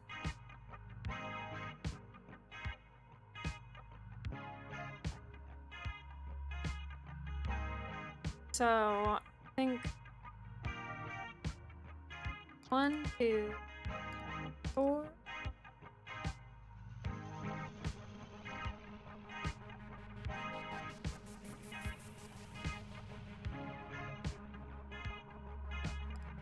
Oh! I didn't think that came from... Alright. I'm going to kill all of my own citizens, it appears. I didn't think that stemmed from my castle? That was horrendous.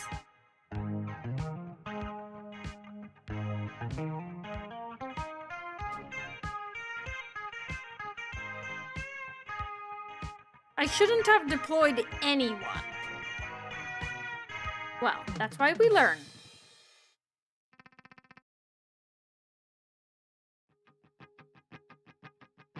I do not know how I was supposed to...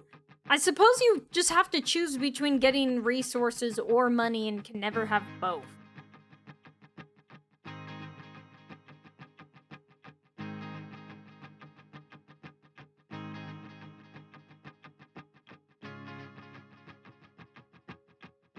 I suppose... Really...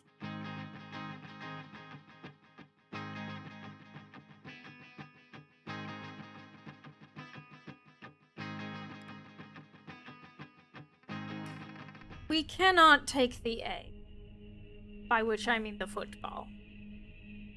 That is simply never going to happen.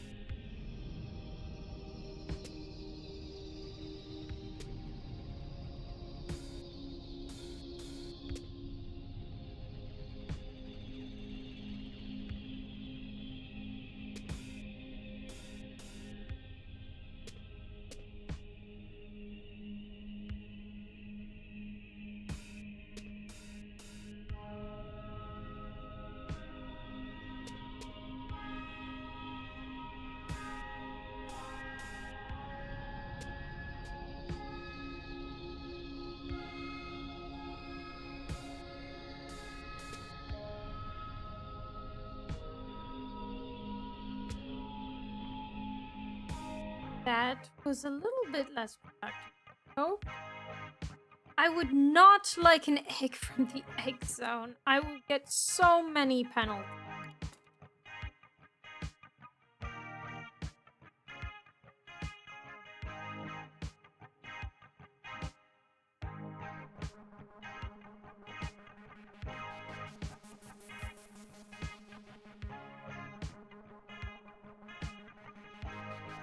A ranger sounds like a better...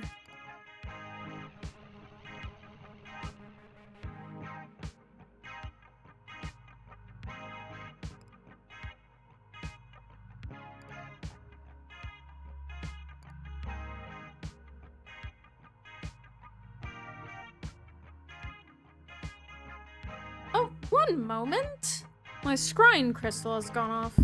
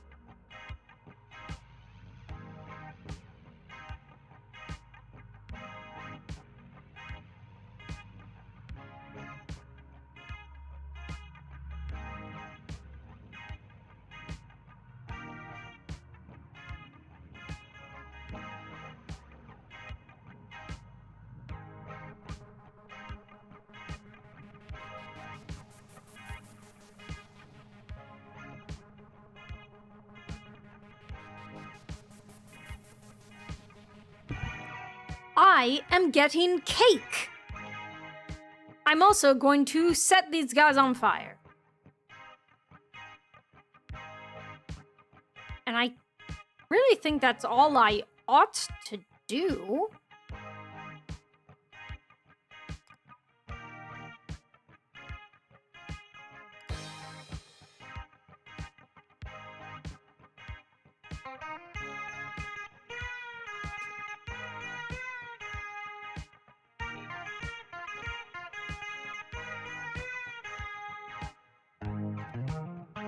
Oh, I'm being attacked.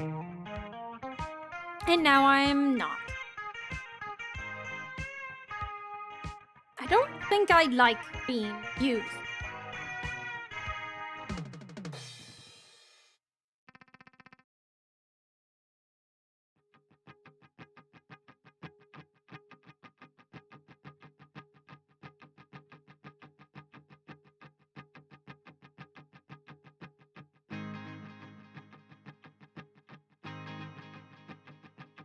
A hospital, I think, would be nice, because if we have a lot of max health, we can make use of our thorns. I have a question about how terrain impacts enemy soldiers. Maybe ask Robin. I ask Robin a question about the war that has concerned me for a while. Suppose the battlefield is arranged like this. Is the enemy soldier able to attack the court from this position? Like, I understand that soldiers cannot cross water, but what about this corner gap here? Can they squeeze through? Ah, my notes are very clear on this. They cannot. They cannot? They cannot. I think they can, actually. I see them move diagonally all the time. You've seen them move diagonally inside tiles. They never move diagonally across tile borders. They don't? They don't. Why not? I don't know. Maybe because it would be annoying if they could attack us by cutting corners. Which they can't. Thank you, Robin. Hold on, the court is currently immune to fire. Does that mean it's also immune to volcanoes? I ask whether the court's immunity to fire also extends to volcanoes. Hello, Fey Cat. Allow me! The answer is yes! Great, thanks. Yes, hello. Hello, Fey Cat. I see no need to feed you at present, especially because you are a stowaway. Ooh, offers articles of permanence. I would love an article of permanence. No, Fey Cat. Okay, one moment. Let me banish this menace from my abode. I have not summoned you. You are not welcome. Cute though you may be, you are destructive and annoying. Up, go. Get conjured, idiot!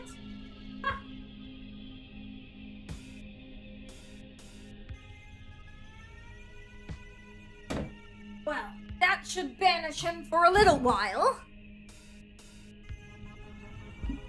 An eventful and social stream this has been. 2 raids, a call on my scrying crystal, and a visit from the Fey Cat.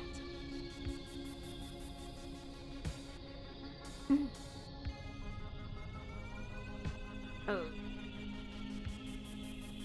I actually like this. It separates the 2 trees, but that just makes us more capable of spreading the fires.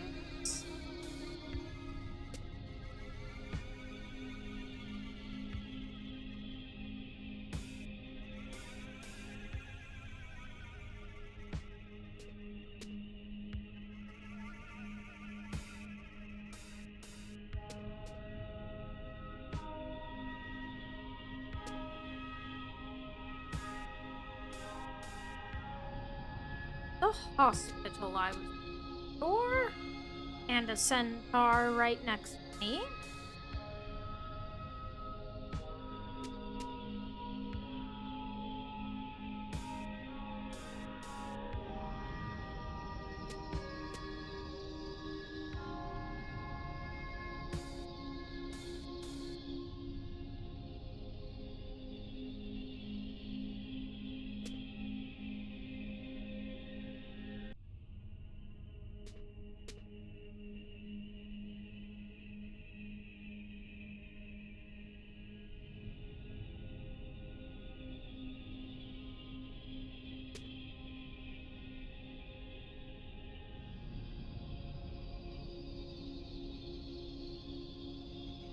Currently, they'll get me, but they'll have to go for the fire to do it.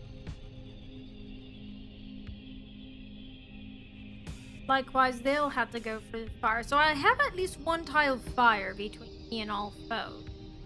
I can make that even more so. Like this.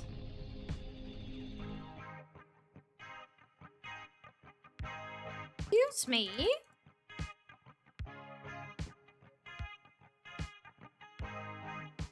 My gift shop?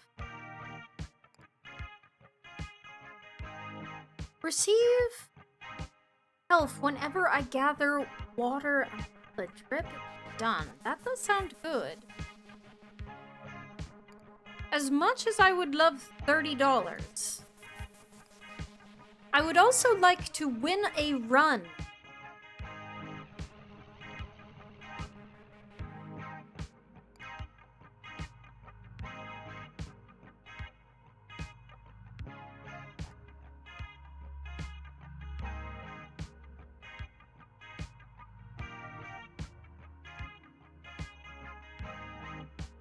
I'll try 1 miner, just because they can at least stand on these rocks.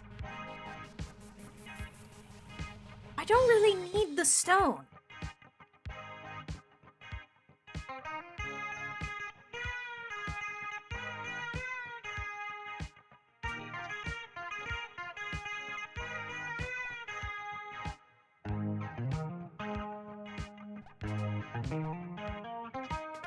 Okay, this is... not ideal.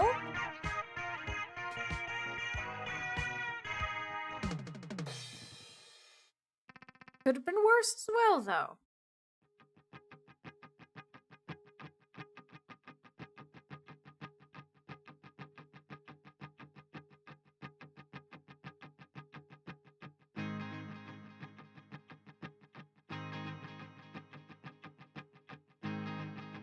I think the strategy this time is eventually I do want to find a Shrine of Market.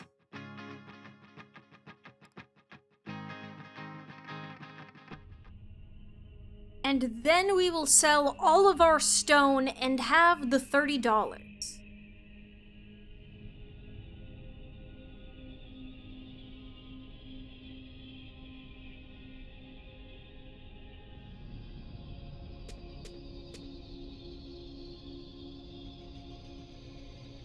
For now, though, I will heal by gathering water.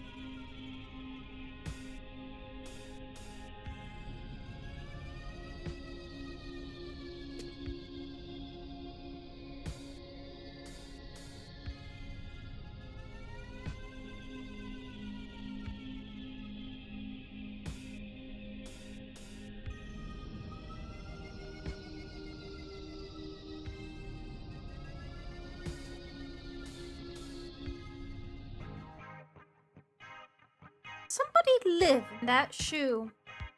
While I may have expected a giant shoe to be someone's personal residence, it actually houses a real estate office.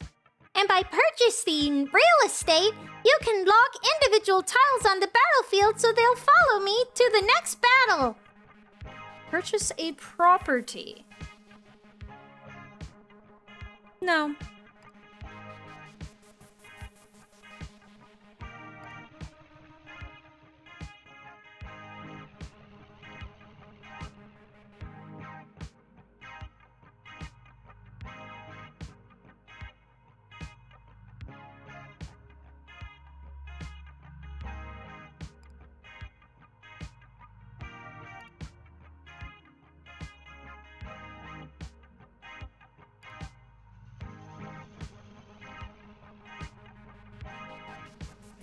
I think...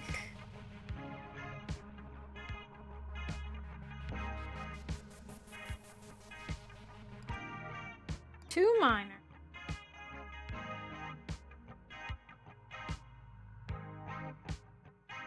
Oh, I've just realized these stones are not very good. So 2 birds and then set it away.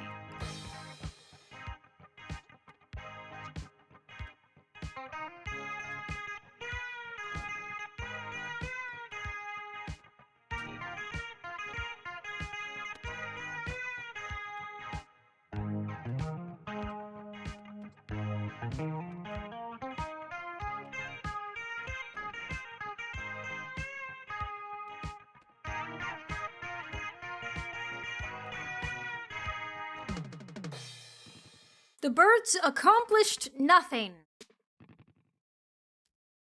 Sooner than I might have hoped, the courtier named Leland has returned from a cathedral of that dread deity known as Market. What? Leland is growing as a person and professional?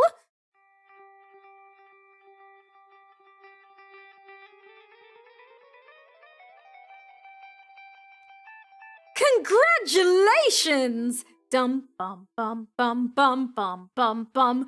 Leland has evolved into Business Leland. Ow! I bit my lip. Your Majesty, my eyes have been opened to the truth all along. The court has been going about this war the wrong way.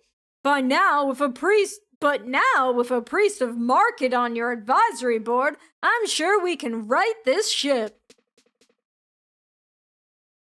I've now unlocked a boundless potential for growth and prosperity. A job.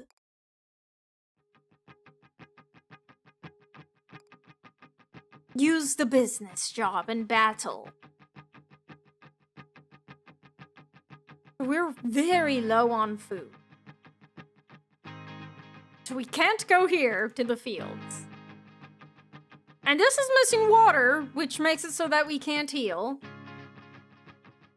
So I guess we'll go here.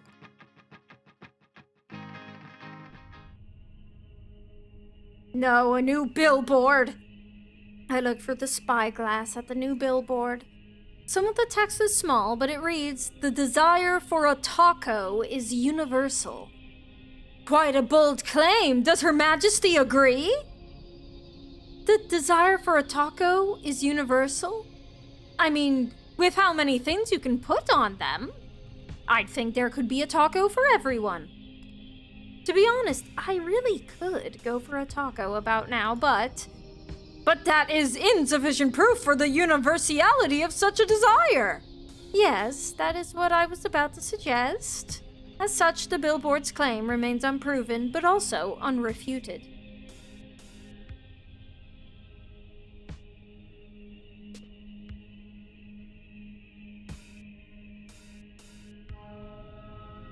So this time I need to remember not to surround myself with cliffs like I am currently doing.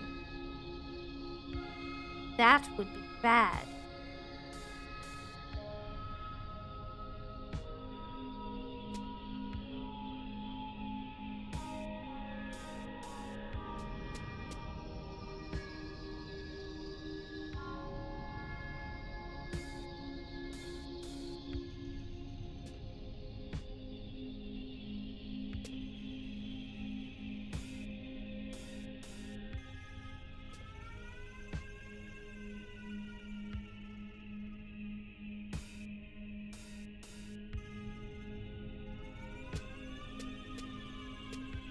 Oh, no.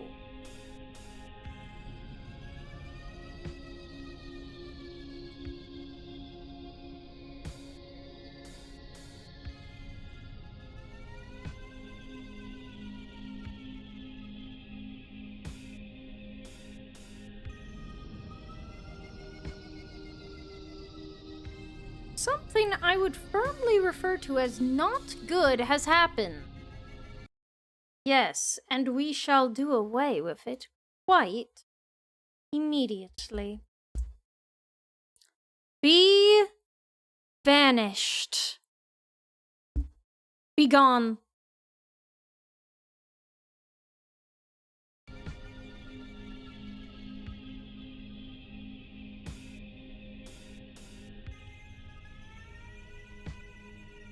I can't match food or water.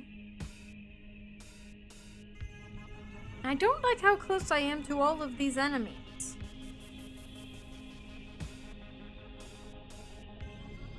And this move would get rid of my treasure chest. I do not want.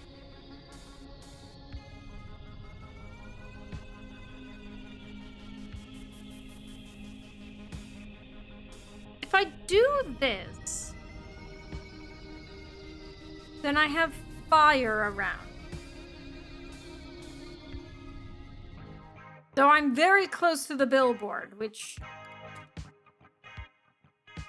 Oh, thank goodness. I could really go for a Temple of Market about now. We always do this. And then I think... Ooh. Ooh. And hopefully they won't just die in the fire. Oh, they attack billboards. Interesting. And all of them I've died.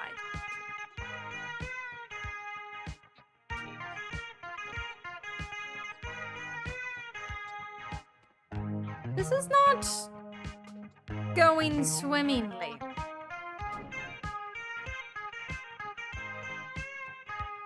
I've been hurt and harmed.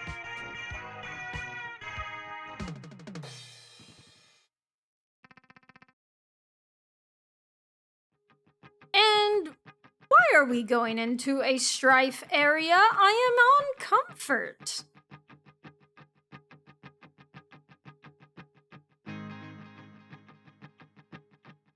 I would really like the hospital. But all volcanoes is good for me.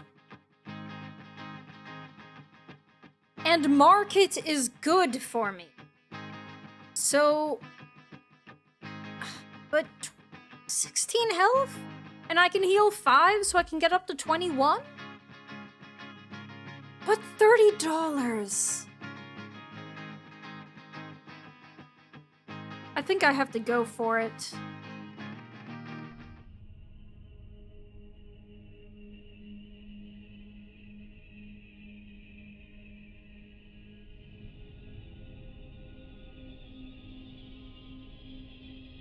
I still don't know what the pumpkins do.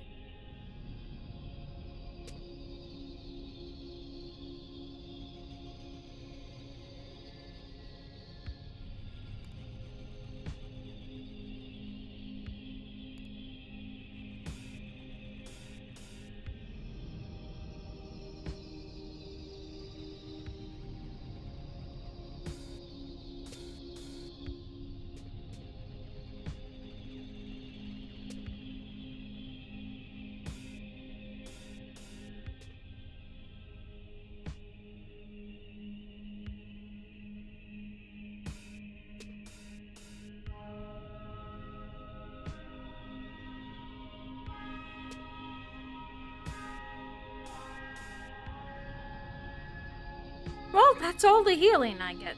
Oh.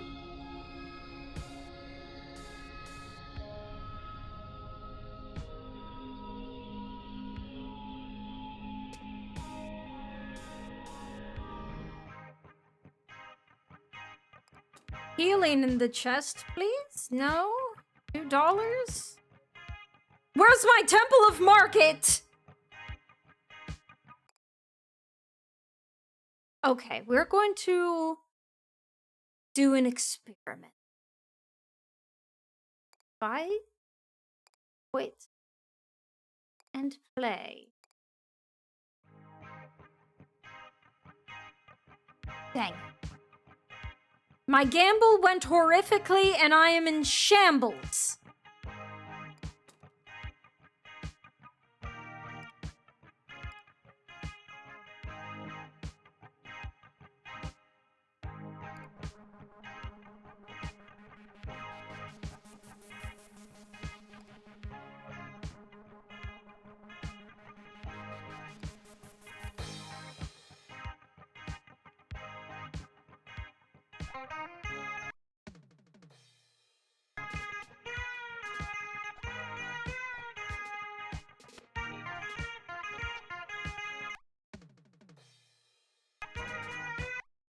Well, I have $30, so at least there's that. The pumpkin was lit! Well, what does it do? Also, I took 6 damage, which is horrifying. Because it is the boss battle next. A vaguely aquatic head peeks out from a body of water not far from the court.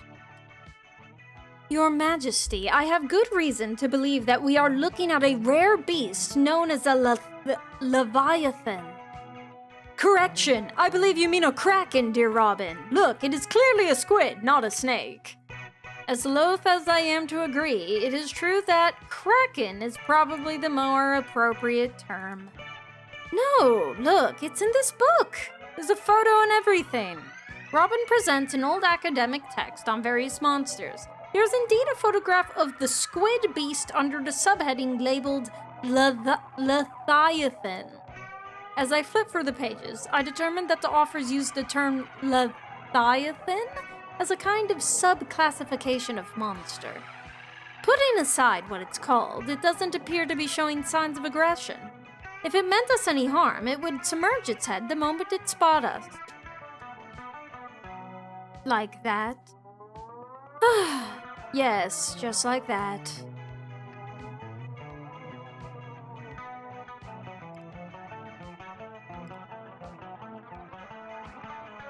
Hospital!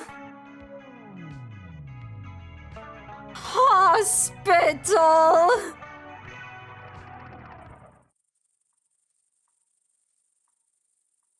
Read notes on how the Leviathan behaves in battle.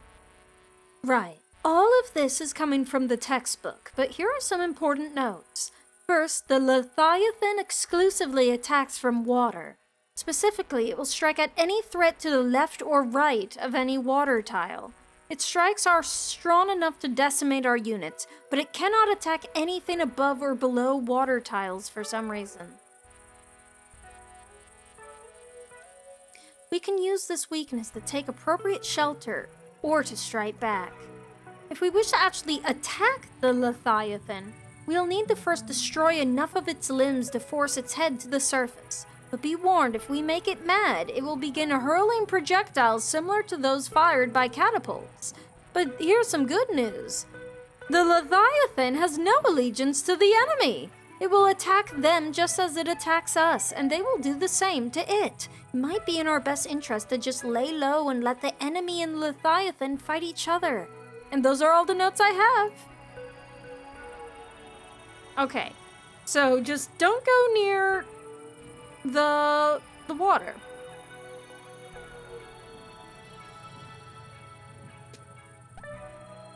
Oh, it attacks during high tide. And I'm in danger. Let's move. I need to match water so that I can heal, or else I will die.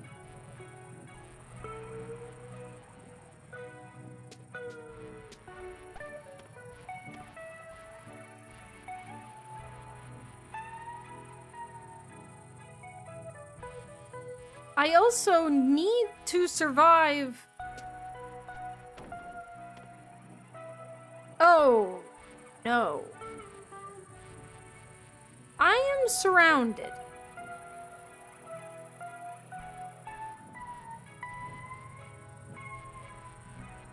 Hospital. Hospital! Hospital!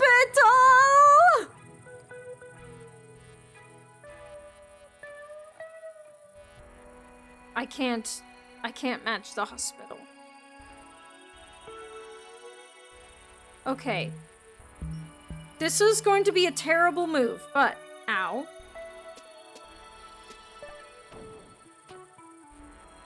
Better. I have only 3 health. I have now 4 health.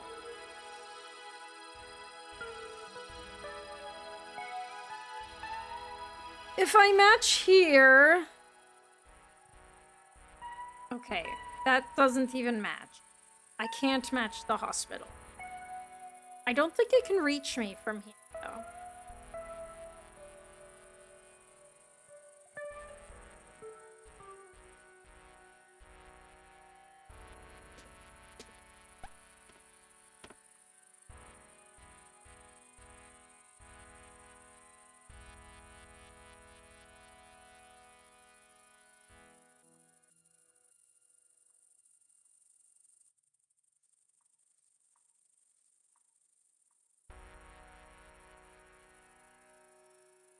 Please don't make me do this move.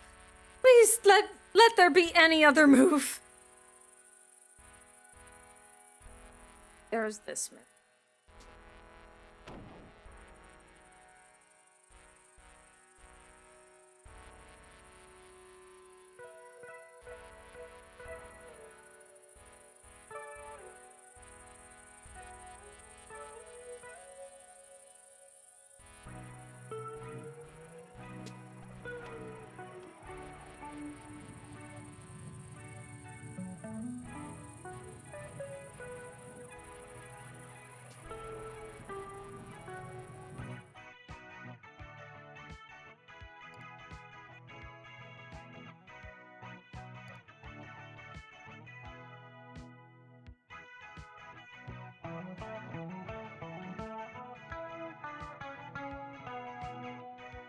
This might save me?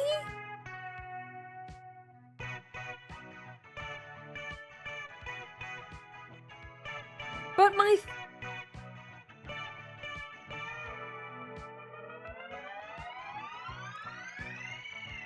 Okay, I'll make at least $3.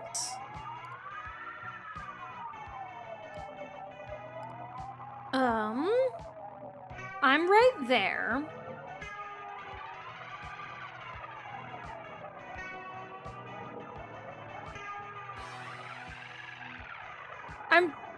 I might not actually burn enough things.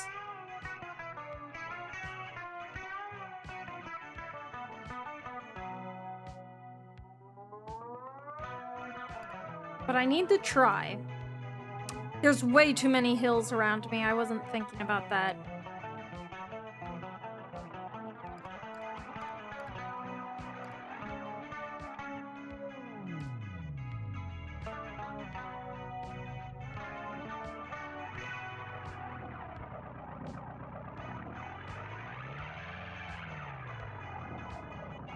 I think we just full send birds. Because they can escape the flames.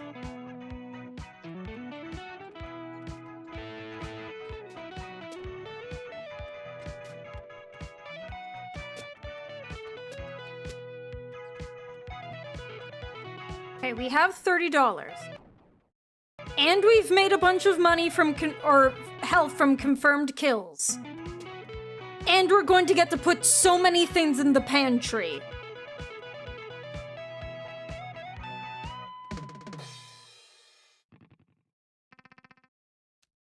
The great Leviathan continues to thrash about beneath the surface. My presence here clearly irritates it, but with little control over where the tide carries me, I have no choice but to endure that irritation. Interesting! It heals? It full healed! But now I have $30. I'm in a much better spot health-wise, and I have this new passive. So I think we're going to be okay.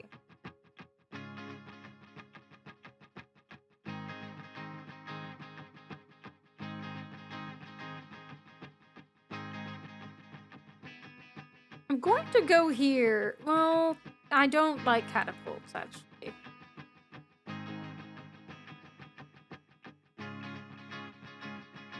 A hospital could be interesting, except I'm not likely to make enough. I could really use this food. So we'll deal with the catapult. Okay, no, it didn't heal. And I need to pay attention to where the things are.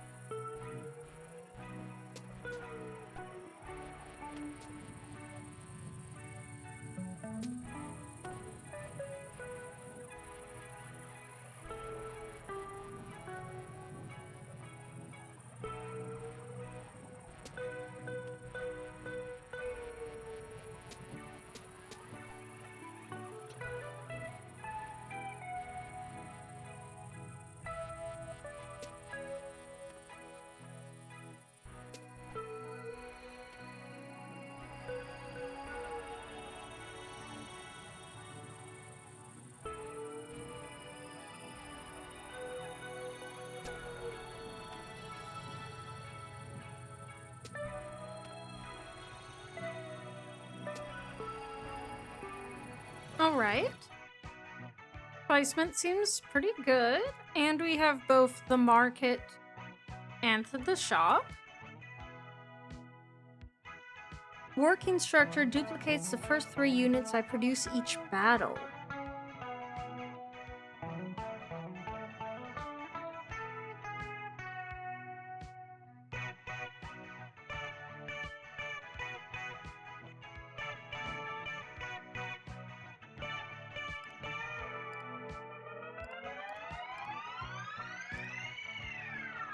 Very, very good. And just to give us a little bit more of a buffer.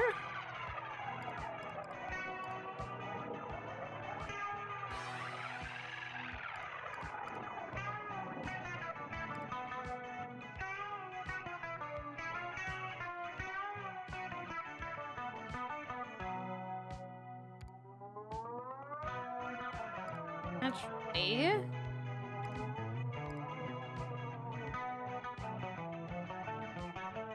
I don't want that.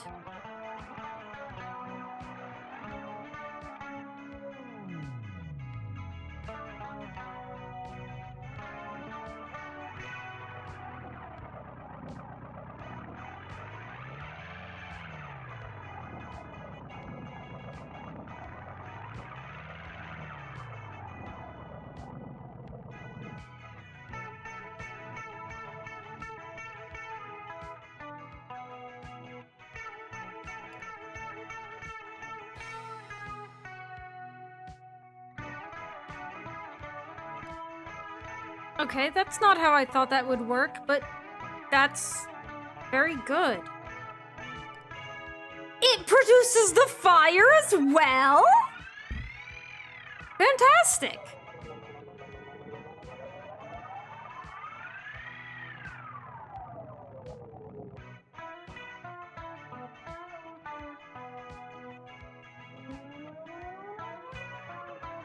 I think we full send fairies again.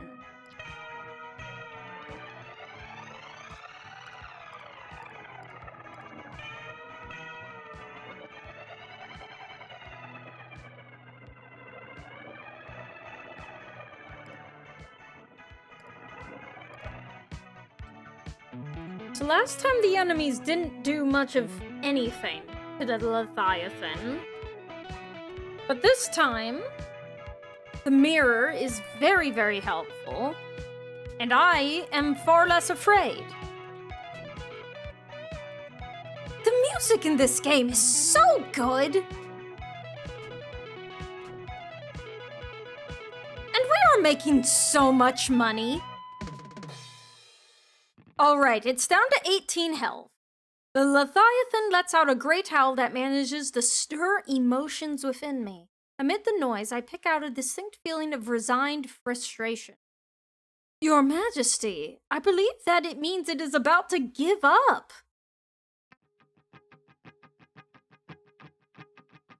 Rare chests and shop. Another market.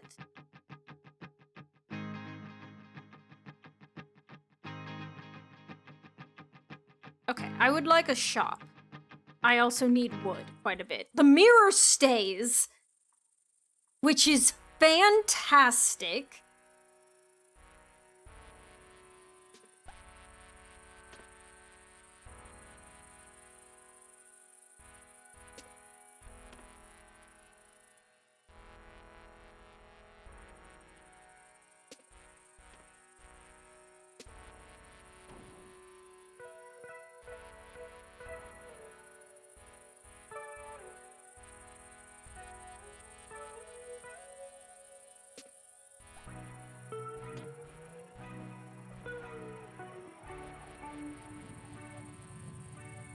Oh, I have plenty of water. What I need is food.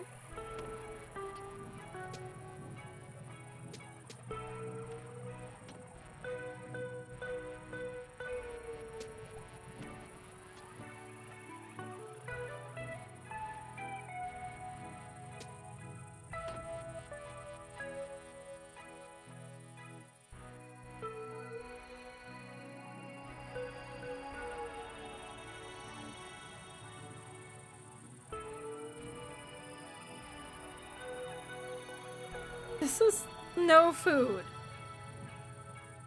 And way too much stone.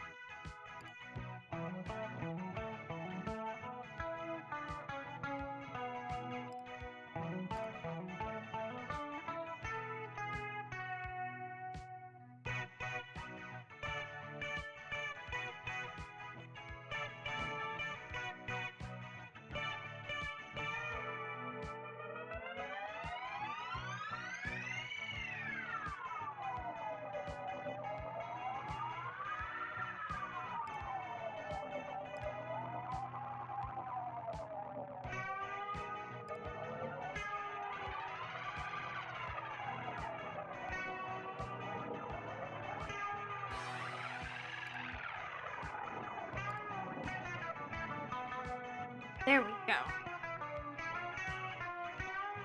So there isn't really much I can set on fire.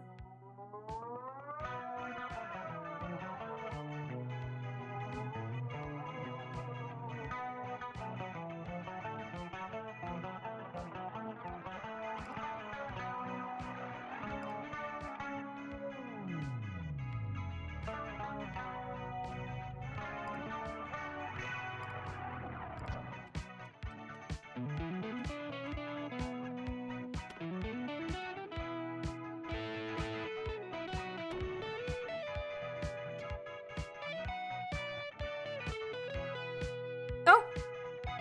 They're throwing baseballs. And nothing is attacking the Leviathan.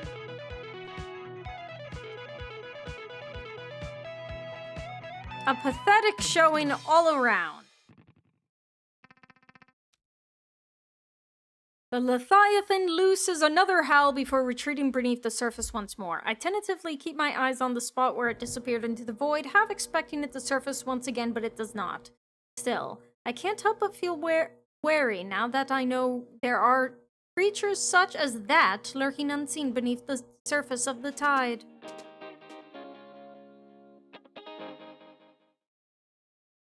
Defensive victory. Moral, stay out of sight, stand out of reach.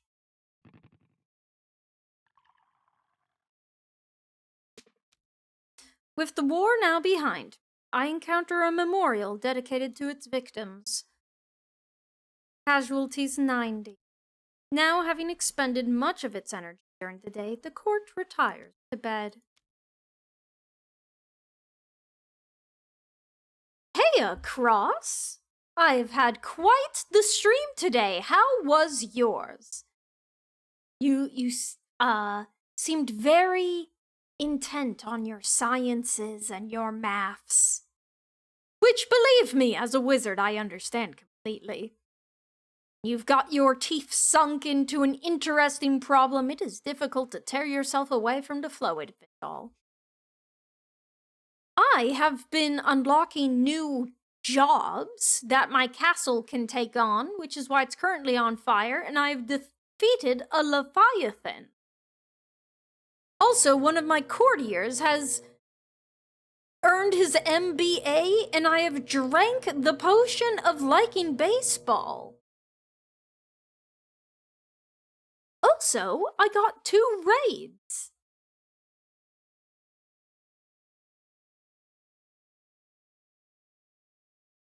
Wonderful. Glad to hear it. Connections are something I think, as you know, is very dear to me. Once again, following my victory during the day, I awake suddenly in the night as the court begins to unravel. I make my way through the collapsing courtyard to the chapel, where I find Puck in front of the pulpit. Well, I didn't expect we'd get to skip right to him. The deal remains the same, my queen. We have time now for an earnest response to one of your questions. The walls around me quiver, as if waiting with bated breath. Excuse me, could I deposit my things in the cupboard first? As I start to mentally form a question, the quivering intensifies. And then I stop myself. I let the question on my lips fall into the recesses of my mind, unspoken. Reality responds by settling down. Right, so I think I've figured this one out. The court is waiting for me to ask a question. If I don't ask a question, it won't collapse. That wasn't a question, by the way, just an observation. My queen does tend to think out loud. Well then, don't mind me. Go put your theory to test. I'll be waiting for you here whenever your curiosity gets the better of you, like it always does. Alright, let's get out of here. I would like to go towards the west wing. I'm a winner because I have over $30. Let's look at the scoreboard. It's not much different. I don't actually know what it is tracking at this point.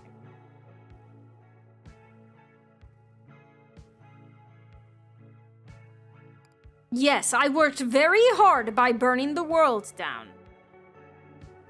Let's see. Nothing. West Wing, I must visit the cat. I suppose it's towards the office?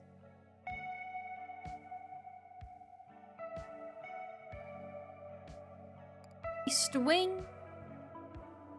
My goals are... So now we can go to the tentacle statue, and I know the one marked by the dragon is, I believe, the Bar of Youth, but first things first, hen tree. Because a very important man awaits. I return to the site of the pile I previously started building for the benefit of the cat.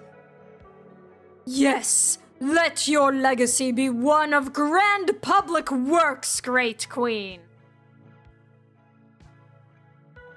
We can add one more here.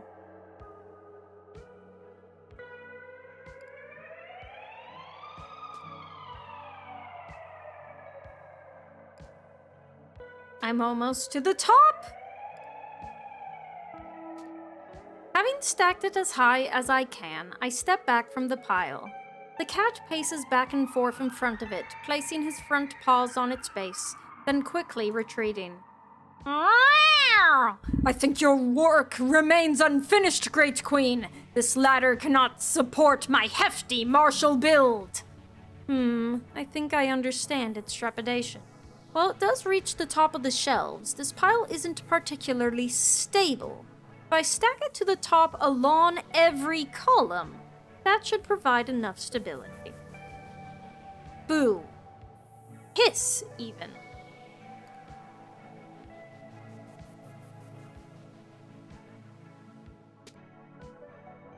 My work continues. My grand work continues.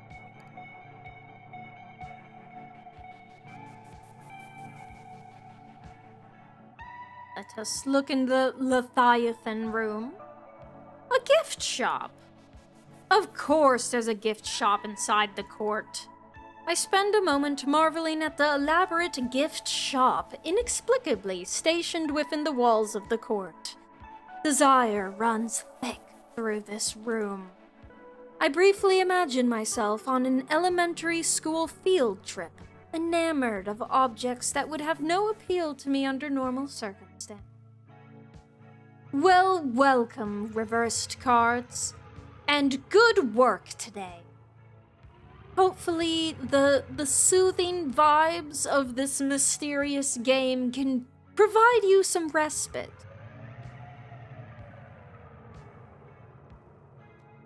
Indeed, much of the inventory here is useless or merely decorative, but the promise of leaving with something of permanence still pulls at me. After I've spent a few moments browsing, the man behind the counter greets me. Hello again, Your Majesty. Fancy a souvenir? Will you give me another love potion?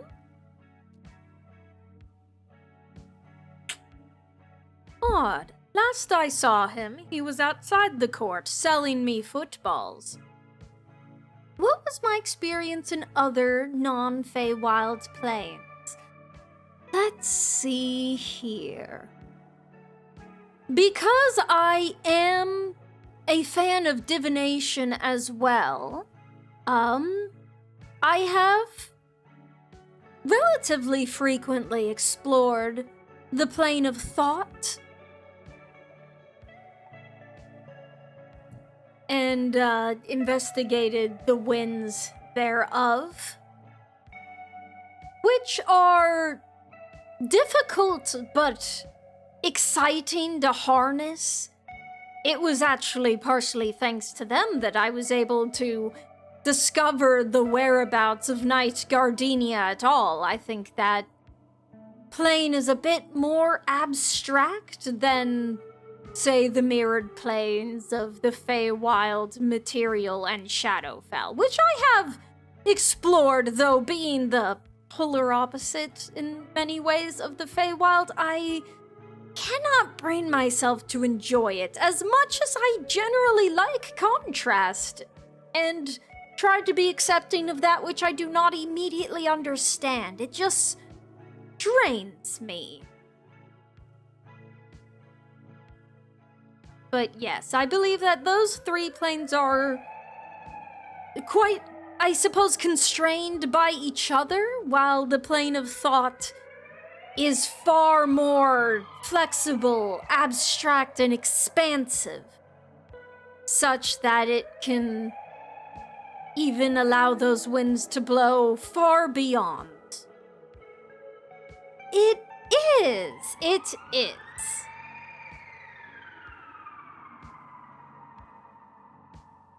Odd. Last I saw him, he was outside the court.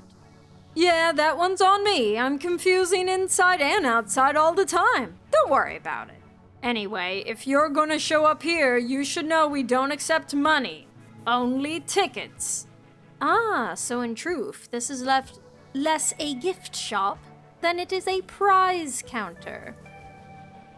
Can I assume these tickets are earned by playing mini games or something? Oh, not at all. You can just buy them at the machine over there. Each ticket costs 1 money. If that's the case, I can't help but wonder why they don't just accept money as payment.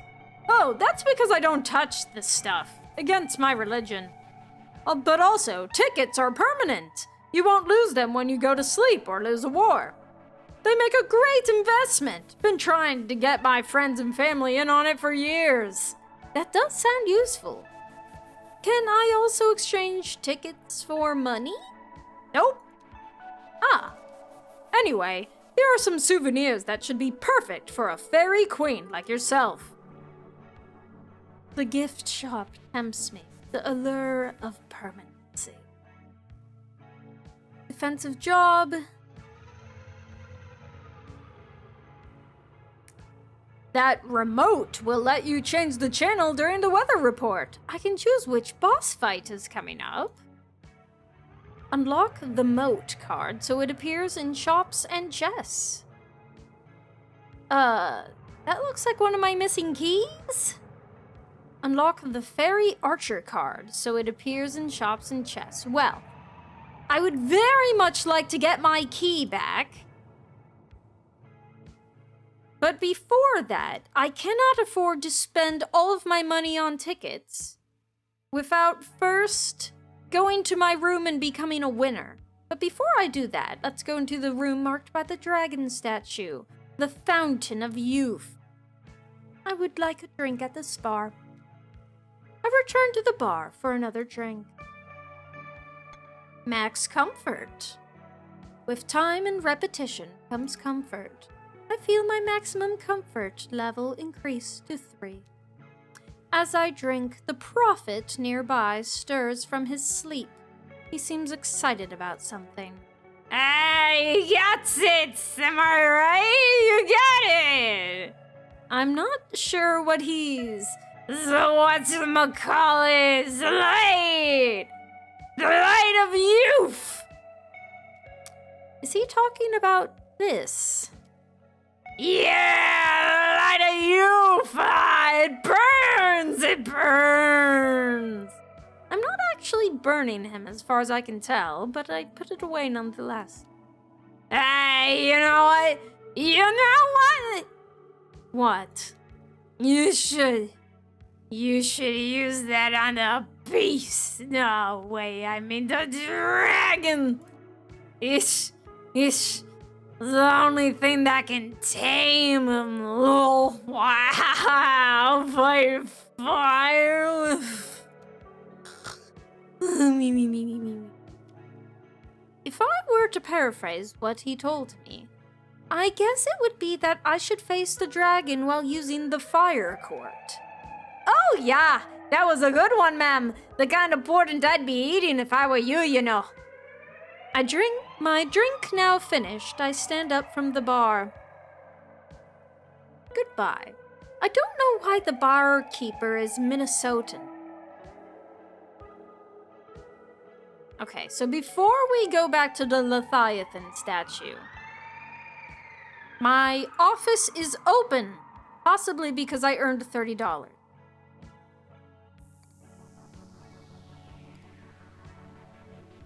Thereby attracting the attention of the cult of market.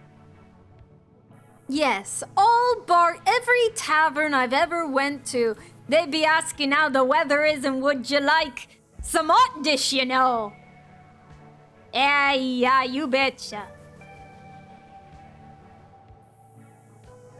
So we now know where one of the keys is. We have the business job to use next time. We still need to bring a football. And we can fight the dragon with fire. We have to open the jar, which has entirely too much health. And we must complete the pantry. Is that Leland? Why is he still up? I'm a little surprised to discover Leland up and about as the court threatens its own dissolution. Of course, Your Majesty. Who else would be capable of delivering your last rites? Last rites? I wasn't aware that I was dying? Not quite, but close. The court is liquidating and you are making an exit, which means you must close your accounts. Fortunately, as a fully ordained priest of market, I am qualified to deliver these rites. Come, close your eyes and I will read prices from the movements of the tide. All right, I suppose there's no harm in humoring him. I close my eyes. Leland begins chanting the prices of raw materials. So says market. 1 food, $1. 3 water, $1. 2 wood, $1. 4 stone, $1. So says market. 2 food, $1. 2 water, $1. 2 wood, $1. 4 stone, $1. So says market. 2 food, $1. 2 water, $1. 3 wood, $1. 3 stone, $1.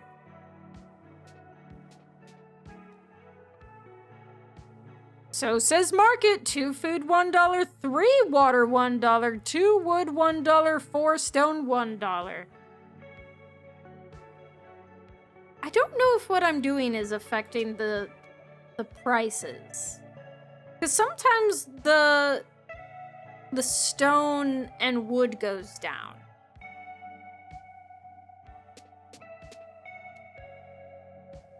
Yes, now it's down to 2. The price of stone is dropping rapidly. And now, wood stonks are through the roof.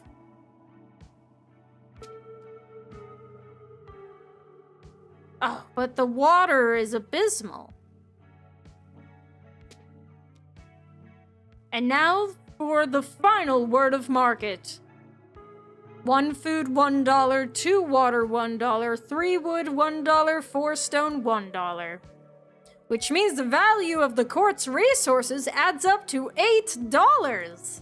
Taking into account the court's existing liquid assets of 57, along with the sell values of your cards, about 16. Your total worth amounts is 81. Congratulations, Your Majesty. Dang, I needed to come here before I put anything in the pantry. You are well on your way to meeting a valuation of 122. That I almost certainly would have gotten that. Terrible. Is he not forgetting something? What about the price of health? The court has 80 health in reserve. Does that not add any value to my worth? I'm not sure what you're talking about, Your Majesty. Health is definitely not a recognized asset class of market. Should have figured as much. Now, if you'll excuse me, his duty complete. Leland takes his leave.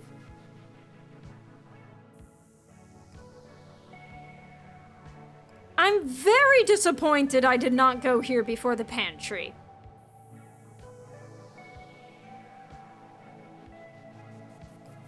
Well, we've already gotten our net worth, so let's go sell all of our money for tickets so I can buy a single key. Though it might be useful to get the remote first. I don't think I need money for anything else today. Maybe I could hold on to a little bit? I figure I probably don't need the key immediately? Because I still need to find at least 3 others. Meanwhile, this will allow me to fight the dragon with fire so that I can more easily accomplish the goals set forth by the game.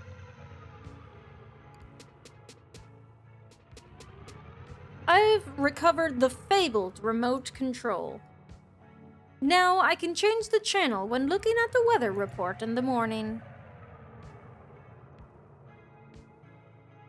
I could add Fairy Arch, but...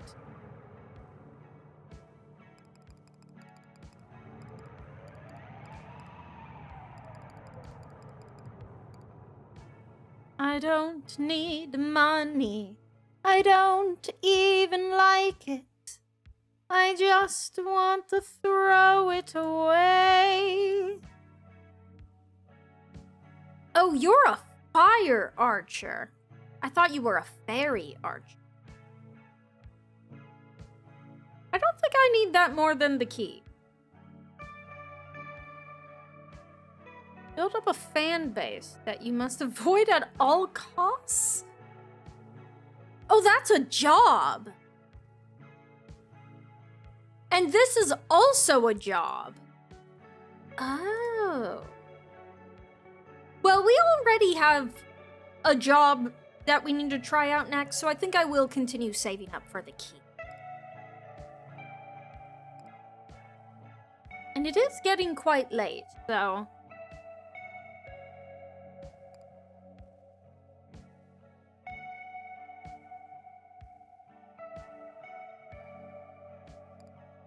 But we still need to go to the dining hall. We've already been to my office. Let's go to the library. I think it's just the library and then the... Oh, the library has become the labyrinthine hall. I thought I was on the way to the library. Have I been here before? Might as well keep going. So I tried the stairs last time and it didn't work. The door then? Alright. Oh, I needed to watch Puck. I think he went right up and then... Nope. That was wrong. I must learn the passage to get to the library. I think we are ready to ask Puck our question, and then we will end this stream. Puck stands at the pulpit. If I am done exploring, I can ask him something and get a real answer. Puck looks up at my approach, eyes sparkling, fearful. As usual, we have time for one earnest answer. Puck has offered to answer one of my questions before the court shattered. Why did he proclaim me queen? Why has his demeanor towards me suddenly changed? How might I return home? Why does the court collapse at night? What exactly is the court? I would like to know when the war started and when. Where are my keys? Now, the keys question I feel like is the most immediately useful. But narratively, this is what I want to know more. And I shall pursue with my heart, because I do know how to at least get one key, and I'm not stuck on things to do. However, I am chomping at the bit for more lore. I decide to ask about the sudden change in his demeanor. Specifically, why is he now willing to speak with me earnestly when he spends much of his time during the day deflecting or avoiding me? Ah, there are two questions hidden in this one. I will only answer one of them. You're asking me both, why do I avoid you during the day, and why have I ceased avoiding you at night? I'll go ahead and answer the latter. I'm willing to speak openly now because this is the time of day when I tend to give up. He shrugs. Upon hearing his answer, the court also decides to give up.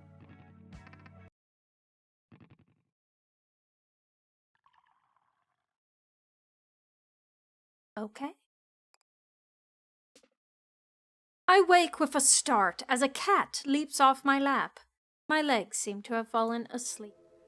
In the time since I last went to war, a new job has been made available to the court. Specifically, the business job. Perhaps I should give it a try. Let's look out the window. Perhaps there will be dogs. There appears to be a bike race proceeding along the inside of the court's outer walls. Mew. Neat. So we have the monarch, youth, and a business job. It's an offensive job. Receive money solely through trade, fear not. A market is always within reach. It has a farmer and an angler. Working fairy using ancient magic transforms water into food. That doesn't sound fun, but I also said the same thing of the youth until the handy-dandy tooltip taught me otherwise, so tell me. Oh my goodness, the starting health is... Okay, so it's just the fire one has more health.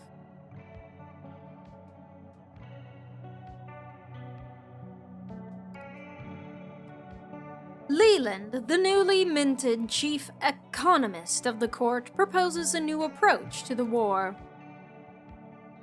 I suppose I could at least hear him out. Your Majesty, I am simply thrilled that you are considering a pious approach to this war. As a newly ordained priest of market, allow me to be your guide through the transcendental world of business. First things first, while following the path of market, the court will not earn money by destroying the enemy fortresses.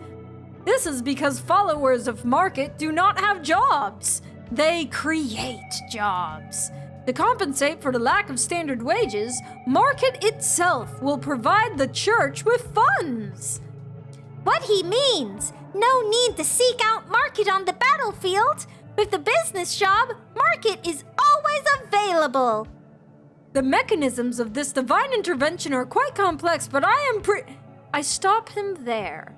I've interacted with a market before, primarily by buying and selling food, water, wood, and stone. Is anything he's about to describe meaningfully different from those interactions? Technically, no. But you must understand that there is merely a vast simplification of the glory that is market. Then I'll listen to his detailed explanations at a later date. For now, I'd like to get started on the war. Very well, Your Majesty. I will remain on hand to offer advice. I'm sure he will. Okay, but have we considered I could set a dragon on fire? And therefore adopt a dragon? I would like to adopt a dragon and have a little friend. They give me a little cutscene every time I swap jobs. Oh, any chance I could get one of those, Your Majesty? Sure, why not? Many thanks. I have heard these are a potent cure for many ailments. Really?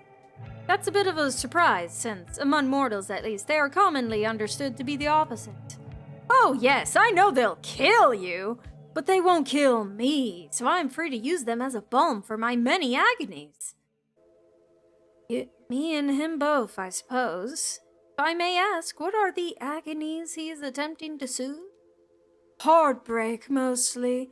You see, I thought Goodfellow and I had a fine and intimate fellowship, but recently, I get the impression I've been dumped. We have always oscillated between distance and intimacy, he and I. It is part of our whole routine. But this time it's different. You see, since Your Majesty's arrival, he has been quite plainly avoiding me, even going so far as to dive out of a window at my approach. The unfortunate conclusion I have drawn is that I was never more than a trifling bedfellow to him. Nothing more than a way to pass the time before his queen arrived and he could assume his station. I'm not sure he should arrive at that conclusion so quickly. After all, Puck has also been avoiding me, quite conspicuously, despite no prior association between the two of us. He considers this for a moment. Is that so? I am a bit shocked to hear this. Did he not say he would be ever at your side? He did, and yet here I am, and here he isn't. Puck's behavior is strange, yes, but given that his inattention is universal, I don't think Hop should abandon hope for their romance. Your Majesty, I must thank you for the medicine. I had not expected such immediate improvement in my condition. Anytime. I'm so glad I asked Puck for his lore!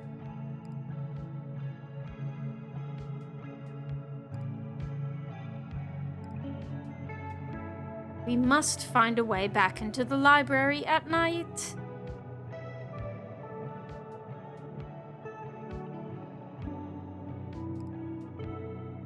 And actually, this boss, the magic mirror, seemingly unthreatened, it draws my gaze no matter where it stands. So if we were to fight the mirror, then I should use the business job. But I could swap the channel to the dragon to set it on fire. However, right now we will do neither. Because it is time to end stream. Quite past it, really. And I've just realized I can't actually maintain the music while going about my other businesses. So perhaps we would go instead here. Yes, I think we will stay here for now. So, this was a fun stream, and it was playing music up until I tabbed back into things. It stops playing the music if I'm not in the window.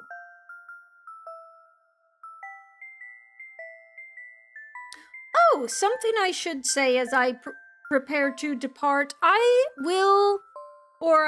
suppose I should say, Night Gardenia will be uploading both of these last two streams of mine to YouTube, and the future streams of this game will be there as well. Not immediately, but soon. and we'll be sure to let you know when they are there. For now, though, it is time to raid out, and then Night Gardenia will be streaming more Okage tomorrow. She did some off-stream training and has reached the boss battle against the idol Linda. Or I suppose we should say, the idol evil king. Now, where should we... I have seen very much where we should go. Seacoast Snow is streaming quite soon. Streaming above Eden. And I have a certain request. Might we all, as we raid into Snow, remind him that arcane ore is not for eating? I think that would be a good message to send along with our raid. Considering he was putting the rocks in the pre-stream chat.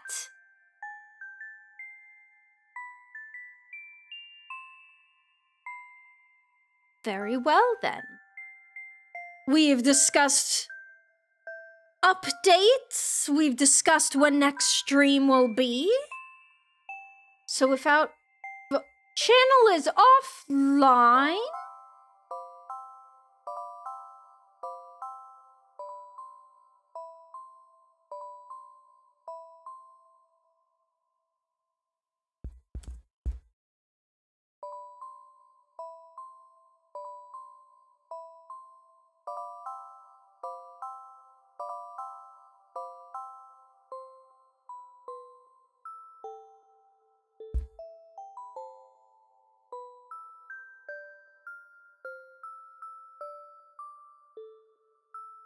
All right, we will find somewhere else to go. He says sorry. Let's check our available options once more. We could go visit the sleepy paladin Taciturn Fae, who is playing Wax Heads, which is a puzzle game about helping people buy records from a store.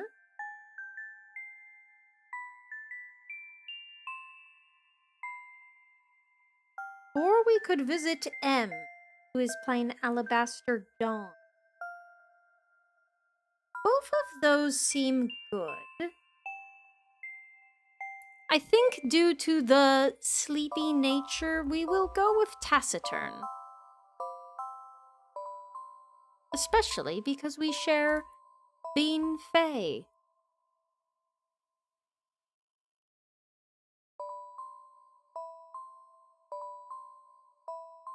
And I do not believe that he needs to be informed not to eat the arcane ore. Better not to bring it up at all, I say. There's quite enough discussion about it as it is.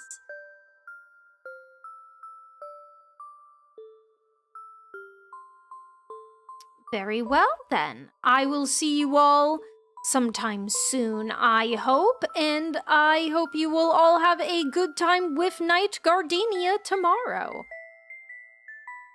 As our knight would say,